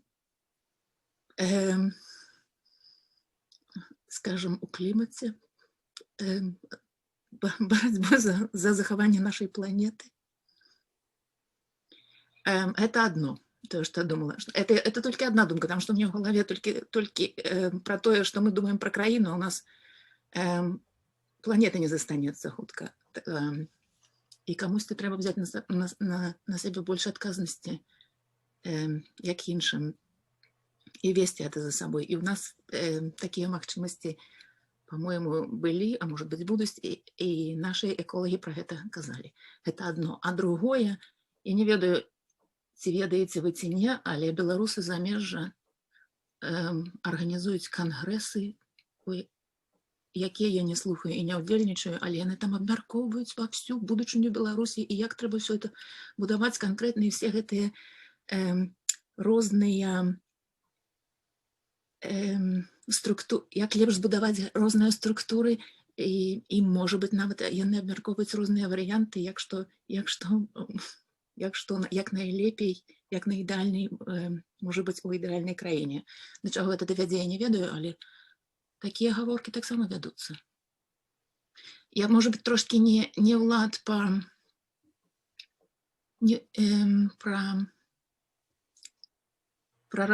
размову пра тое, што мы стаім на плечах мінулага, але все, што мы стаім на плечах мінулага, але у нас такая магчымасць, што мы можам быць лідарамі у будучыні. Дзякуй. Но это вот якраз не на плячах мінулага, а на плячах гігантаў, таму што гігантаў заўсёды мала. І гэта якраз вот это той кантэкст. Мы бярем з таго, што ўжо было, мы бярем гігантаў. І з плячэй гігантаў нам заўсёды лепей відаць. То есть это не тое, што мы сапраўды все мінулае. Мінулае мы даследуем, рэканструюем і канструюем яго для сябе. Окей. Значыць, не толькі сваіх гігантаў, але... Ну так. Ну ясно, што. Мы яшчэ не даперліся, як на іншых планетах гэтыя праблемы вырашаюць, але сваю планету мы можам агледзець. І я вельмі салідарызуюся з думкаю, што у нас лепшыя шансы, чым у іншых краін. Лепшыя, потому што менавіта вот гэты радыкальны разрыў з чымсьці, ён заўсёды дае магчымасць, ён абвастрае вот гэту перспектыву, разумее бачанне перспектывы, хаценне перспектывы. Потому што гэта же не толькі мы вырываемся адкульсьці, а тады як это упалі на самае дно, а тады нам знізу пагрукалі, так?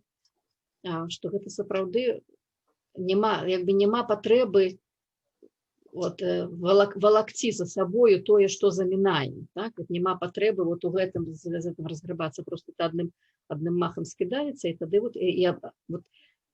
скажем, як звязаныя паміж сабою плечы гігантаў і абнуленне. Это такое пытанне. Мне здаецца, што таксама яго трэба мець на ўвазе, потому што з аднаго боку мы сапраўды бярем гэтую хвалю, бярем эту энергію мінулага, а з другога боку мы абсалютна можам абнуляцца. А абнуляцца, значыць, у гэтым абнуленні мы якраз скідаем тое, з чым мы не ідзем далей. А ідзем з тым, што нам дае сілы ісці. І гэтыя сілы ніколі не індывідуальныя. Ніколі. Ніколі у індывідуума не будзе сваёй унутранай сілы на гэтыя прарывы.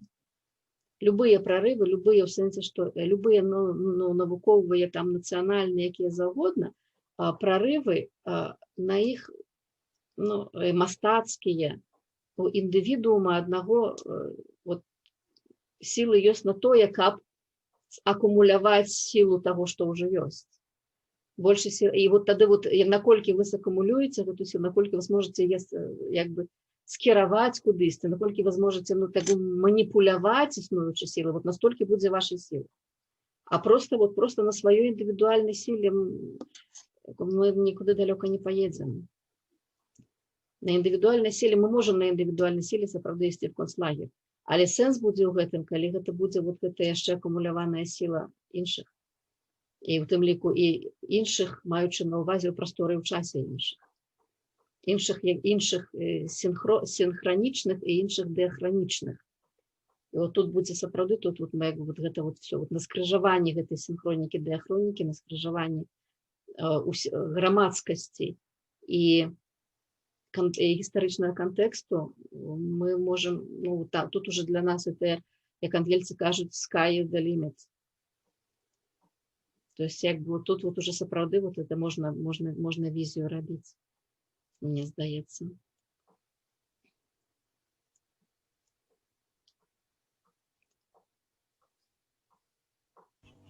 Можно мне попробовать? Да, конечно. Я попробую. Я прошу прощения, что не сначала подключилась, может быть, немножко пропустила, может быть, что-то важное не уловила. Вот из того, что я уловила про коллективизм и индивидуализм, в исполнении Лилии коллективизм звучит как что-то плохое. Да? Вот не хочу возвращаться к коллективизму. И, то есть вот так социальное, в принципе, построится на общих интересах или общих ценностях какого-то коллектива людей, общей деятельности и так далее. И ценности, которые вырабатываются в рамках этого коллектива или суполки, то есть они не існують для одного и не вырабатываются для одного. Ось. І для мене хай буде новий колективізм той, у яким нам на нашому на гэтым часе і прасторы будзе комфортно ісці далей, развиваться, рухаться. Ось. І яшчэ про гісторыю там таксама зачапіла трошки, про гістарычны дыскурс. Наши суседнія краіны, яны таксама праходзілі праз гэтыя палітычныя крызісы, і я заўважыла, што заўсёды пры палітычных крызісах паўстае пытанне аб гістарычных дыскурсах, аб гістарычных мадэлях. Яны ўсе, якія нарабатваліся у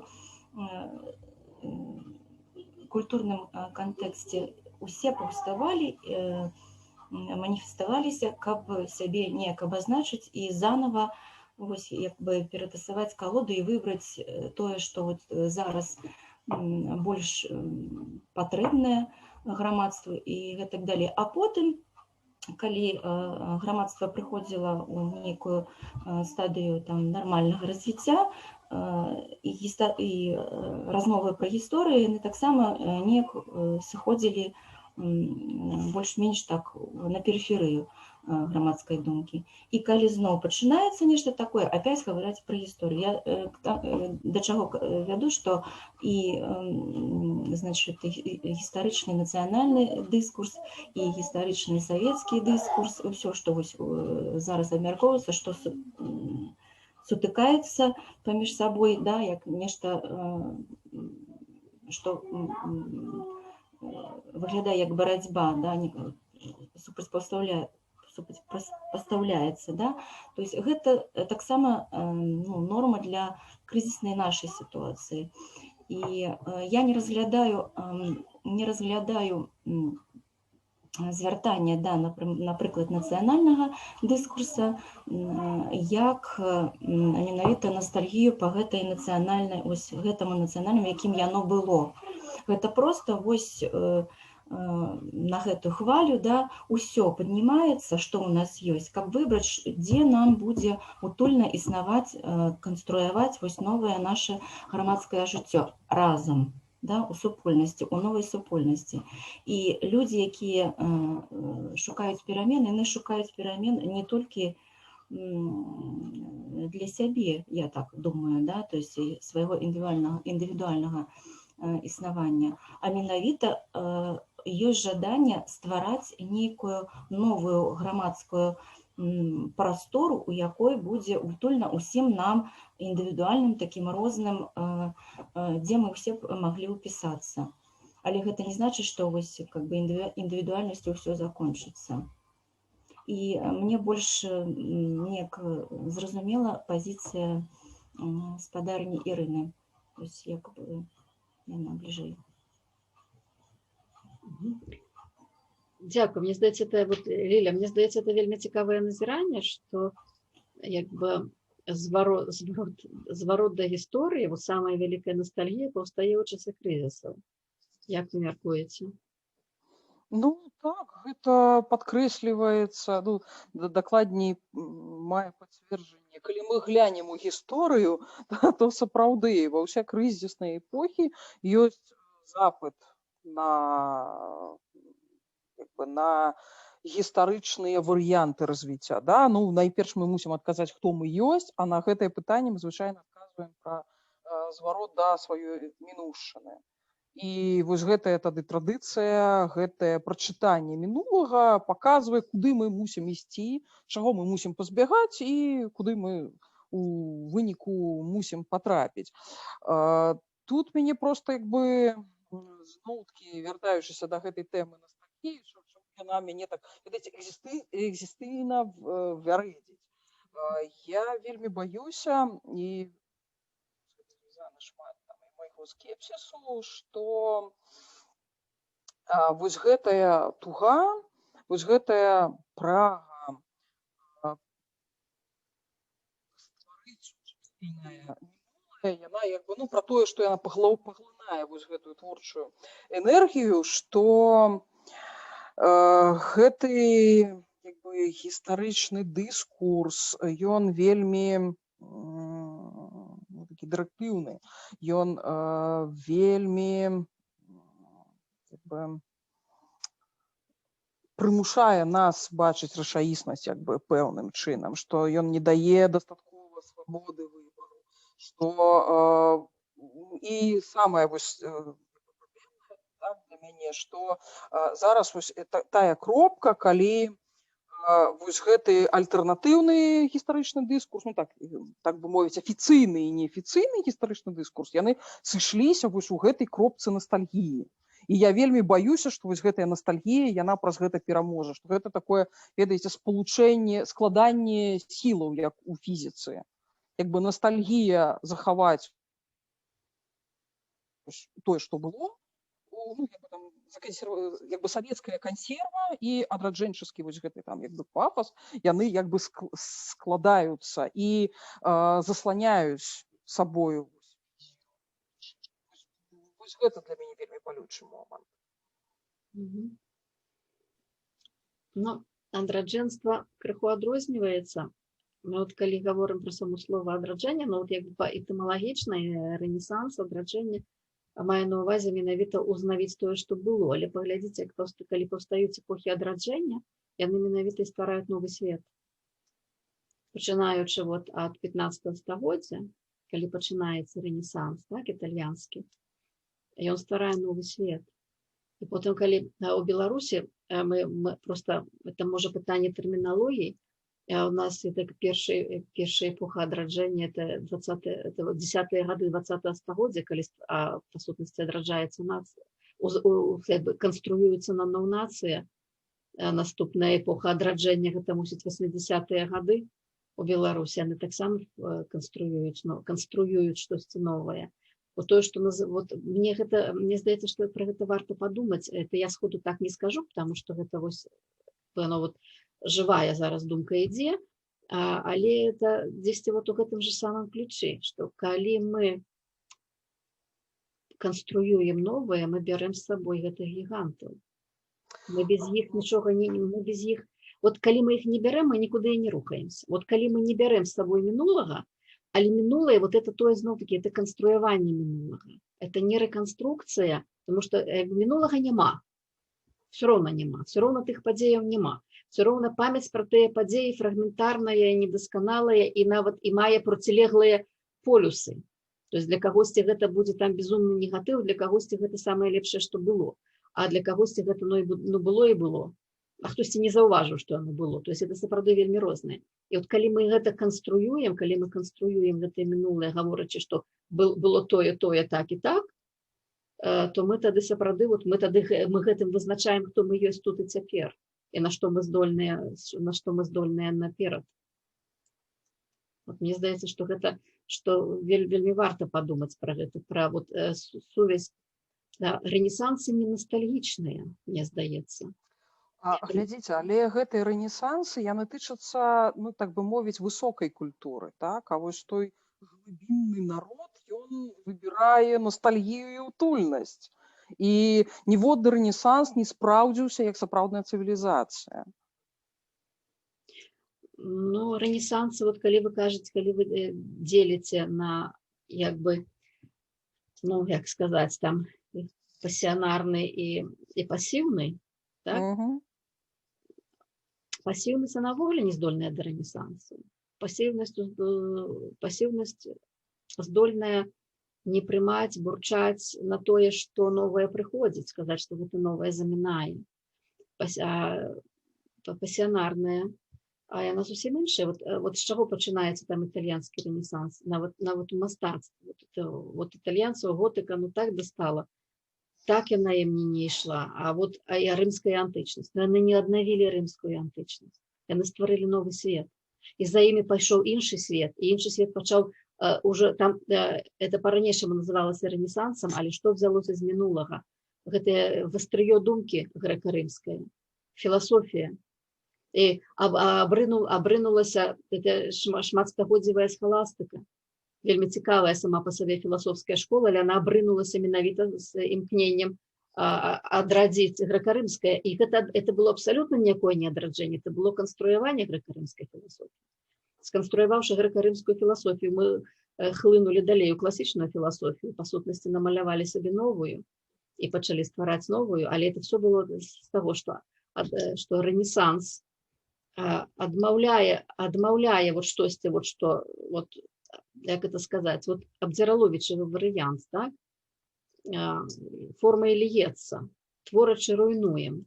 Рэнесанс руйнуе і стварае, руйнуе то, што ўжо не працуе, то, што ўжо не дае нам рухацца наперад, і стварае на аснове канструявання мінулага, не сапраўднага мінулага, а канструявання мінулага стварае штосьці цалкам іншае.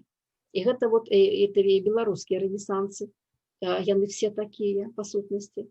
Беларускі рэнесанс там 16 стагоддзя, это еўрапейскі рэнесанс, это як бы не свой. Але потым беларускія некалькі хваляў рэнесансаў 20-го стагоддзя, яны все такія.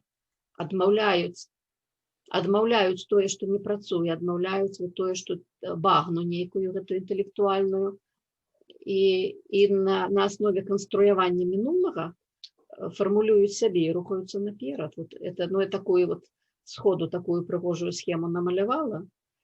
Яна мне вельмі падабаецца спадарня Ірына, але я б тут закранула, ведаеце, яшчэ ж такую штуку. Калі ў нас ёсць нейкая візія будучыні, да, яна мусіць праяўляцца ў чымсьці. Ну, напрыклад, найперш, як мне падаецца, яна транслюецца там праз мастацтва, праз літаратуру, напрыклад.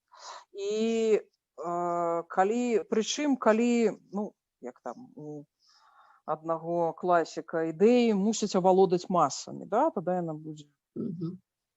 А калі мы возьмем літаратуру найперш папулярную, то там навуковая фантастыка ці фэнтэзі. Фэнтэзі як романтыка, фэнтэзі як адмаўленне там прамысловага свету, культурны свет. Вось гэты матыў, ён усё ж такі першасны. У мяне такое вельмі вялікае адчуванне, што быць наперадзе ўсяго свету, гэта вельмі пачэсна, гэта вельмі файна, няхай яно будзе так. Але такое ёсць адчуванне, што свету патрэбна утульнасць, і вось гэта аргумент на карысць гэтай ностальгіі. Нашыя чытачы, нашая маса, нашае грамадства не стварае вось гэтай тэхнакратычнага бачання свету. Мы зноў-такі вяртаемся да тых самых сацыяльных фігур, сацыяльных роляў, да таго ж разумення там часу і прасторы. Яно транслюецца праз больш шырокі дыскурс там чымсьці гістарычны. І таму вось мы закладнікі вось гэтай. Я разумею, але мне здаецца, што на мае там я вельмі многа пра гэта казала ў сваіх біблістычных студыях. Як яно працуе? Мне здаецца, што оно працуе так паўсюль. Свету патрэбна утульнасць, мы скажам гэта так, перафармулюем, свету патрэбны баланс, раўнавага. І гэтая раўнавага, яна ўтвараецца, людзі вельмі старанна ствараюць гэтую раўнавагу, і як толькі яны яе стварылі, гэтая раўнавага перастае працаваць на іх, і тады гэты баланс перакульваецца. У гісторыі саду біблейскай, у всех неўлюбёнай, там перакульшчыкам балансу заўсёды выступае Бог. Ён перакульвае. Чалавек толькі стварыў сабе баланс, толькі ему все стало классно, а Бог пришел, ему это все перекулил, человек ничего остается, и ставит новый баланс. Только он створил новый баланс, и Бог приходит, и этот баланс перекулил, он створяет себе новый баланс. И таким чином отбывается развитие. Вот утульность – это идеал того, что я хочу. Я хочу сапраўды, перед тем, как я сломала ногу и полгода пролежала, я сказала, я стомилась працаваць, я хочу лежать на канапе и читать детективы. Мне было это предоставлено магчымасць, но я оказалось, что я працавала еще больше, чем я працавала со здоровыми ногами. То есть у меня была бесконцая праца, але мое жаданне утульнасці было лежать на канапе и читать детектив. И оно не спраўдзілася, правда, але гэта ідэя. Але для того, калі нарэшце ты покладаешься на канапу и читаешь детективы, умоўна кажучы, так, праходзіць гэта, ты проживаешь нейкі момант гэтай утульнасці, і з этой утульнасці пачынаеш вырывацца, альбо цябе прымусяць з яе вырвацца, ты створыш сабе нейкія гэтыя абставіны, якія прымусяць цябе вырвацца, і тады ты выходзіш уже на іншым узроўні. Знаете, што гэты баланс, стварэнне балансу і перакульванне балансу, і стварэнне новага балансу і перакульванне новага балансу, гэта дзесьці гэтыя крокі развіцця і чалавека як асобы, і чалавечай супольнасці як такой. И в принципе мы імкнемся, и, конечно, калі мы знаходзімся ў стане перакуленага балансу, конечно, мы ностальгуем. Потому что калі мы, апроч таго, калі мы спецыяльна, калі мы там мастакі, інтэлектуалы, творцы, мы робім візію, а калі мы не мастакі, не інтэлектуалы і не творцы, мы ведаем, што оно ж было добра, но оно ж неяк было, а цяпер кепска. І гэта таксама у чалавечай гісторыі, у тэкстах, это цудоўна, напрыклад, абсолютно гениально, цудоўна прапісана там у хітыцкай міталогіі.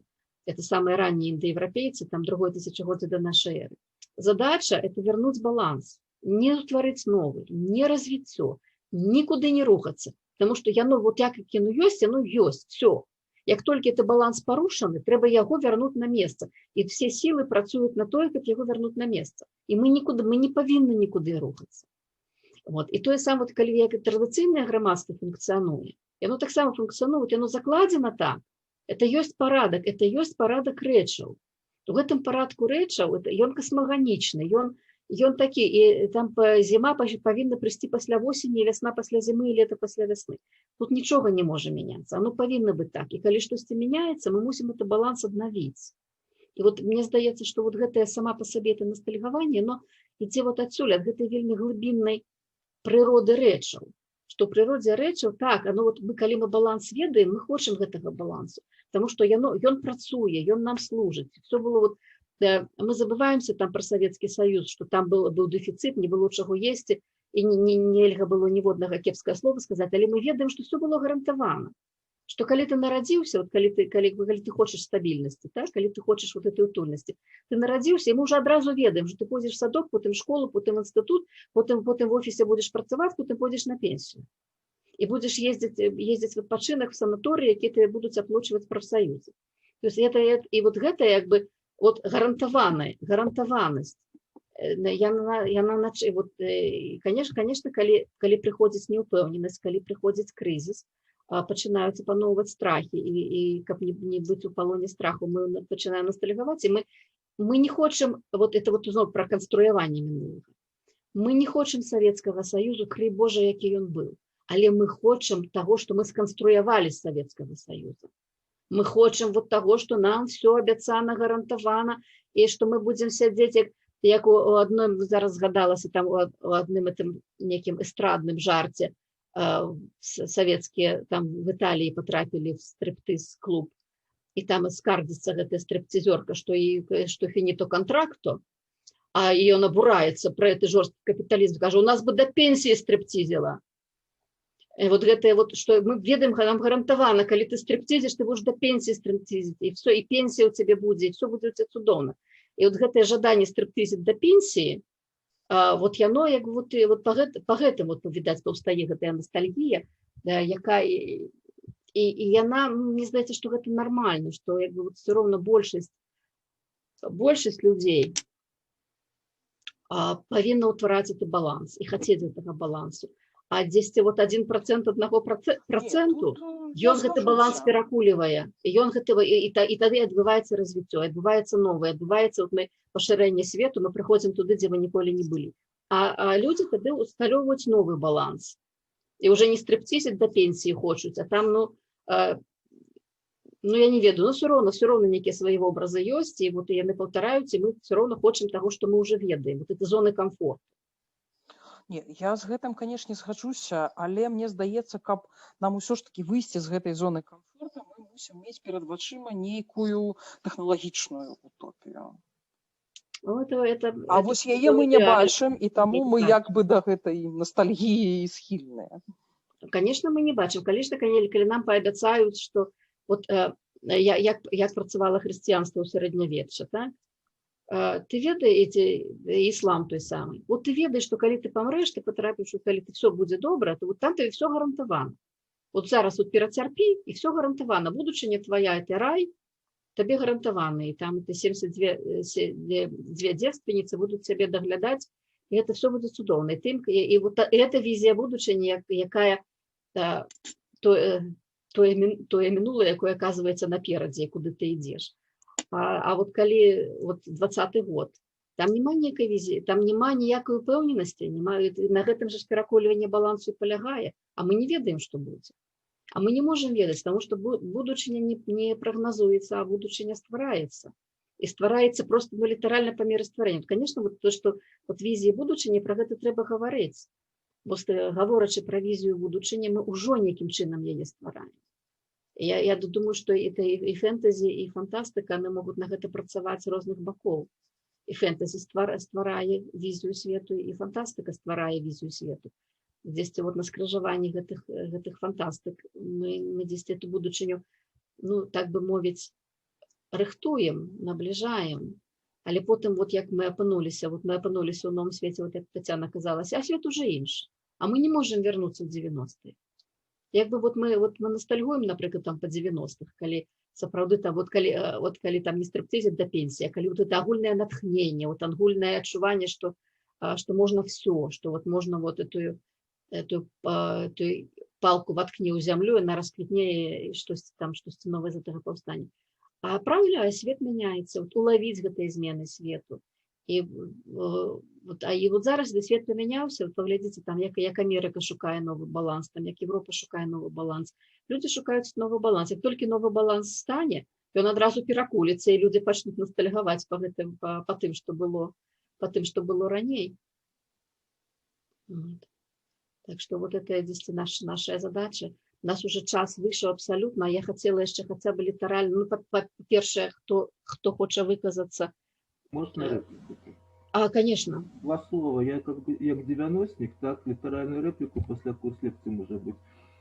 У меня такое адчуванне, что зараз мы існуем адначасова, у нас і гісторыя, і будучыня, і прышласць, іх трэба ўспрымаць як адначасова ўспрынятыя рэчы. Мы ў 90-е гады гэтую канцэпцыю прабівалі як постмадэрнізм, калаж. Маецца на увазе, вот тое, што вы кажаце, адчуванне гісторыі, традыцыі, веліканаў і так далей, пасля гэта разбіваецца, цалкам разбурэнне і так далей, перамешваецца, забываецца і зноў складаецца ў пэўны калаж. І зараз мы адчуваем у гэтай краіне, ну, я бачу, прынамсі па сваім вопыце, 40 000 год вялізная разбежка.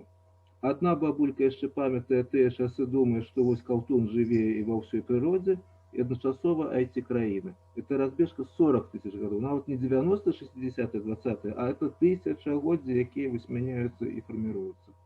І это уже, ну, кожны падраздзел можна там доўга-доўга прагаворваць. І заўсёды, да, ёсць 30-20% анальнага вектара, якім стабільнасць павінна, заўсёды гэта будзе. Ёсць 20-30 скураных, якія заўсёды будуць ганяцца, рабіць навізну і так далей. І там некалькі адсоткаў рэвалюцыянераў, якія цалкам там за 10 год цалкам мяняюць парадыгму. Еўропа – это пратэстанцкія скураны, пастаянны рух. Россия – это там уральная, анальная стабильность. Церква ортодоксальная, католики, православная – это анальная стабильность. Протестанты, сетевой маркетинг и так далее – это постоянный рух. И Беларусь, она постоянно тысячагоддзямі у гэтых, ну, перапынках вот як бы сплавляецца. Это вот кожны падраздзел можна сказать. Я зноў кажу, ну і зараз у нас адначасова і 37 год, у нас одночасово и вспоминаем ГДР, Польшу 80-е, 60-е, Венгрия 50-х, у нас гэта парадыгмаўся, и у нас одночасово раннее христианство, калі упершыню ў гісторыі заметят десятки тысяч святых новомучеников. Вот у нас где-то все парадыгмы складены, и, конечно, ну, цікавая ситуация, як тут быть, формировать межи и наполнять гэтыя соты. Вот нават у гэтым прамежку калегіума цікава назіраць ситуацию, что нехто жыве ў гісторыі Абдзіраловіча і стагоддзямі там у Платоне, так, і ўсё, чалавеку больше нічога не трэба. Нехто жыве, ой, хваробы, бабулькі там тысячагоддзяў таму, так, і нехто жыве ў Гайдагеры на поўным сур'ёзе, так, і вось гэтыя дыскурсы нават у межах адной панелі, да, яны не перасякаюцца. Вот это вот цікавы парадокс. З аднаго боку трэба неяк напамповаць контент, ну, одной сустрэчы панели, так, формировать межи и далее вот ствараць. Ну и просто пытанне, ці можна вот тое, што казала гаспадарыня пані Ірына, вот гэтую ситуацию титану, разбурэнне титану, стварэнне мутанту, вот гэта арганічная всякая транслагічная ситуация, ці можна, ці актуален зараз тэрмін постмодернизм у дадзенасці да вот сённяшняй ситуации. Дякую. Дякую, так. Мне здаецца, што гэта, конечно, спрашчэнне, калі вы кажаце, што адзін жыве там, адзін жыве там. Мы ўсе жывем адначасова ў самых розных плашчынах. І гэта мы адначасова жывем і там, і там, і там, і там. Мы адначасова, як бы, мы можам любы фрагмент вылучыць і яго даследаваць, і яго прыкласці да ўсяго. Это не значит, што мы ў ім застрялі. Это не значит, что человек, які гаворыць про фольклорную традыцыю і цытуе бабулек, што ён застряў у гэтым часе, абсолютно не значит. Але назіранне тое, што сапраўды у нас ёсць гэты разбег 40 000 гадоў, ён ёсць. Але гэта гаворыць про тое, што мы все гэта 40 000 гадоў маем. Это не значит, что мы висим там у нейкім фрагменце гэтых 40 000 гадоў. Просто что мы их маем, и мы можем их анализовать. Вот, и у вашей схеме ў процентах ёсць все ж таки яшчэ застаецца гэты процентов. Это визионеры. И это революционеры. 8 накірункаў, 8 векторов и 256 подразделений. Вот, революционеры сами по себе гэта зноў-такі толькі разбуральнікі. А ёсць сапраўды, мы зараз у тое, пра што і Ліля гаворыць, і што мы гаворым пра гэта сасніць будучыню. Як сасніць будучыню, гэта візія. Гэта не завісанне там ці там, але мы саснім таксама, калі яна, калі все это 40 000 гадоў, мільёны і все што завгодна, калі яны дзесьці ў нас прайграюцца, калі яны дзесьці ў нас пракручваюцца. А постмадэрнізм, просто мы згадываем постмадэрнізм, калі это постмадэрнізм, што называлі постмадэрнізмам, цяпер сучасная эпоха, уже давным-давно уже у лепшым выпадку пост-пост.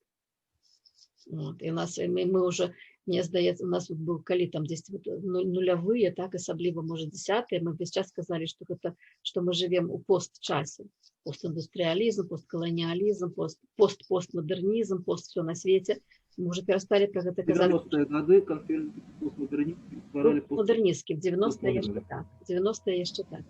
А теперь мы зараз пока не называем ніяк то, где мы находимся, потому что вот это штосьці, это баланс. Тады гэты постмодернизм перакулівае гэты баланс, і утвараецца новый баланс, это пост того. Все это баланс гэтых постов, я уже так само уже перакулены. А новый баланс яшчэ не ўтвораны. Новый баланс яшчэ толькі і тады ты, можа, не ведаю, Ліля, што вы скажаце, якраз тыя, што ностальгуюць, невядома па чым, хто заўгодна, хто па чым ностальгуе, можа, яны якраз ёсць тою сілаю, якая можа все гэта бурленне усталёўваць і нейкі новы баланс рабіць, а тады будзе некае перакручванне на некае перакуліванне гэтага новага балансу. Бо мы уже перакулілі баланс часоў пост, мне здаецца, канцэптуальна. Што ўжо нам уже няма сэнсу, мы уже пражылі і посткаланіялізм, постіндустрыялізм, і постпалітыку, і што там толькі пост все на свеце, мы уже это все пражылі. І оно цяпер перакулена, і куды мы цяпер прыйшлі? Мы яшчэ нікуды не прыйшлі, мы ідзем. Мне здаецца. Ну так, на карысць вашай думкі ёсць такое сведчанне. Мы памятаем, што гэты стан ностальгіі, яго нельга назваць пастаянным. Так, у тым сэнсе, што ностальгію мы адчуваем толькі тады, калі ёсць гэтае напружанне. А напружанне ўзнікае, калі мы перажылі экзістэнцыйную сітуацыю. Мы памятаем, што Хайдэгер выводзіць там, прынамсі, я паколькі на Хайдэгера спасылалася, то гэтую цытату, гэтую думку ўжо і буду завяршаць, што гэтае вяртанне да балансу, гэтае пачуццё ностальгіі, яно заўсёды пасля перажывання самага важнага, пасля гэтага экзістэнцыйнага напружання. Таму, магчыма, мы проста у кропцы экзістэнцыйнага напружання, калі у прынцыпе не працуюць ніякія апісальныя схемы, магчыма, таму у нас няма нейкай там пэўнай візіі будучыні, так? Мы проста яшчэ ў жывым. Мы яшчэ, калі я кажу, што мы яшчэ ў ностальгіі, магчыма, мы яшчэ не ў ностальгіі, каб ствараць. А вось тады у нас была такая, а насамрэч у нас была такая візія будучыні, там спраўдзілася, не спраўдзілася і гэтак далей. Магчыма, тут вы маеце рацыю, калі кажаце, што гэты стан утульнасці, ён крышачку пра іншае, ён проста не пасуе, гэтая метафора для апісання таго, што зараз адбываецца. Тут, паколькі у нас гутарка і тэма такая жывая, я не буду тут біцца да апошняга за уласныя тэзісы, але... Вы маеце рацыю, што гэта прага утульнасці, яна якраз спрацоўвае у гэтыя крызісы.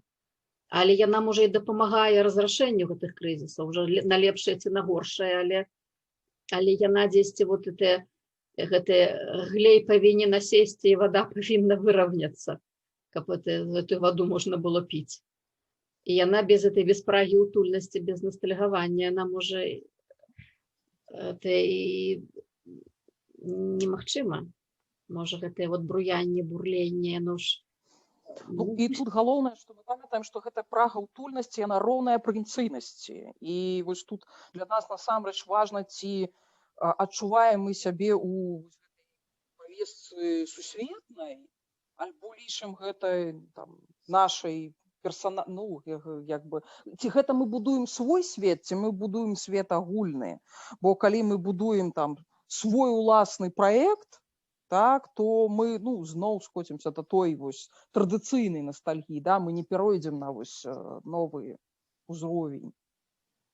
То бок гэта будзе яшчэ стары баланс, не новы баланс. Мне так прынамсі падаецца. Хто яшчэ хоча? Я б хацела ўкінуць рэпліку, пэўна, ўжо на будучыню, гледзячы па часе, і адысці на пару крокаў назад, калі мы яшчэ размаўлялі пра тое, што нам патрэбная нейкая тэхнакратычная утопія. Я асабіста хутчэй падзяляю гэта меркаванне, нам патрэбная гэта тэхнакратычная утопія, але калі мы зараз пачнем пра яе думаць, мы рызыкуем якраз такі праз гэта і адстаць проста ад часу, таму што тэхнакратычныя утопіі складаліся даўно, праз іх можа хтосьці іншы дайшоў ужо да пэўнага стану, які таксама ўжо састарэў. І магчыма, нам зараз варта глядзець не на тыя традыцыйныя тэхнакратычныя утопіі, якія нам зараз вядомыя з таго мастацтва, якое у нас ёсць, а нам варта глядзець на тое, што мусіць прыйсці пасля іх. Бо калі мы будзем арыентавацца на тое, што ўжо само як такое састарэлае, то гэта таксама не зробіць нам будучыні, гэта проста загоніць нас у чыюсьці іншую ностальгічную мадэль. Штосьці такое. Гэта такая думка яшчэ вельмі сырая, але штосьці ў гэты бок. Мне здаецца, што мы цяпер уже не пра тэхнакратычную гаворым, а пра тэхналагічную, нават высокатэхналагічную. Так, я не магу пакуль што сфармуляваць, так. Пра высокія тэхналогіі проста, а не пра тэхнічнасць. Таму што мы сапраўды, мы з 19 стагоддзя перажылі гэту тэхнакратычнасць, і ўсё 20 стагоддзя мы яе то падтрымлівалі, то на яе наракалі, пакуль не вырваліся у гэтыя тэхналогіі 21 стагоддзя, якія цалкам памянялі свет. Цалкам памянялі ў свеце ўсё. Я маю на ўвазе, што нам варта, магчыма, глядзець не на тыя тэхналогіі, на якія мы глядзелі раней. Нам варта, магчыма, глядзець не на нават нашы выдатныя інфармацыйныя тэхналогіі, магчыма, нам варта глядзець на нанотэхналогіі і біятэхналогіі. Гэта я маю на ўвазе. Так. Невялікая рэпліка наконт таго, куды глядзець. Я памятаю адну размову ў беларускім калегіуме на кшталт культуры, што гэта такое. Не зусім пра ностальгію, але пра утопію, куды рухацца. І мне вельмі спадабалася, як я адзначыў гаспадар Бабко, ён сказаў, што культуру можна пазначыць як татальнасць чалавечай цывілізацыі. Так вось, мне гэта вельмі спадабалася, таму што сюды культура, яна як бы акрэслівае межу чалавечага і акрэслівае той узровень развіцця ці кропкі знаходжання чалавека, дзе ён у гэтай кропкі найбольш получае для сябе некае самавызначэнне. І я не ведаю, што гэта можа быць, там, тэхналагічнасць ці высокія біялагічныя тэхналогіі. Гэта на яго трэба апірацца, на чалавека і на яго патрэбнасці, не знаю, как на беларускам. Патрэбы, да. Калі вось так глядзець, то тады не так страшыць перспектыва застацца ў некай традыцыі, да, то есть традыцыйнай цывілізацыі і культуры. І яшчэ адна рэпліка на кшталт гісторый, што ёсць дыскурс, які прапануе дзяржава, і яна якраз такі жадае, каб усё засталася так, як ёсць, да? Ёсць дыскурс таксама ад гісторыі, контргісторыі, да, якая прапануе грамадствам, але гэта, як Поль Рикёр казаў, гэта дыскурсы адной хвалі. Спадарня Лілія, яна гэта адзначыла, што яны адзін да аднаго вельмі добра сутыкуюцца. Гэта такі афіцыйны дыскурс гісторыі і гісторыкаў. А ёсць яшчэ трэці кампанент, які як бы паралельна з гэтай афіцыйнай гісторыяй і контргісторыяй існуе. Гэта калектыўная памяць, так можна назваць, да? Якая наогул не размаўляе у тэрмінах власти и подчинения, да, вось гэтых тэрмінаў, да, і там выпрацоўваецца адзінства вось гэтай супольнасці, малых супольнасцей і вялікіх супольнасцей на іншых ідэях і каштоўнасцях. Вось і у мяне адчуванне, што мы зараз, да, займаемся якраз тым, каб нанова гэтыя каштоўнасці для сябе неяк акрэсліць менавіта не праз афіцыйны дыскурс гісторыкаў, улады, палітыкаў, а вось у той или іншай форме спантаннага самаарганізацыйнага руху, якой ідзе ад людзей. І чым гэта скончыцца, я не ведаю. Ведаю, што чым-то добрым для кожнага чалавека. Так. Дякую. Так. Ну што, мы ўжо сапраўды перабралі свой час. Амаль на паўгадзіны. Яшчэ хацела вельмі, каб Ліля расказала пра сваю трылогію, але гэта, я не ведаю, это ўжо да наступнай гутаркі. Відаць. Так, але спадарня Ірына, глядзіце, зараз будзе амаль 21, так, і мы можам супольна уявіць сабе вобраз будучыні, загадаць тое жаданне наше. Ну так. Дацягнулі, я ж кажу, што вось мы блізкія да супольных мараў, супольна прысніць, зрабіць гэтую візію. Гэта вельмі файна. Тому я хотела подякувати. Як я написала, що у нас сьогодні 21 день 21 году 21 стагоддзя, причем зараз 21 година якраз. Ось абсолютно пункт страбізму, абсолютно момент акцептуації. Ось, це абсолютно класно. І вельмі вялікі дзякуй Лілі. І вельмі вялікі дзякуй усім. І то, що ми так обудилися, оживилися, разгаварыліся, і, конечно, тут дай нам волю, будзем яшчэ тут невядома колькі гаварыць, але волю даваць не будзем, з тым, каб засталася недагаворанасць, засталася магчымасць думаць далей, ну і будзем думаць далей, на якіх скрыжаваннях мы сустракаемся наступны раз. Ну, а пакуль што дзякуй усім вялікі, кавярня, кажуць, не выпэндзі, але проша вон. Ось, так што вялікі дзякуй усім, вельмі рада, што все сустрэлі. Так, зараз 21 гадзіна, 21 дня, 21 года, 21 стагоддзя.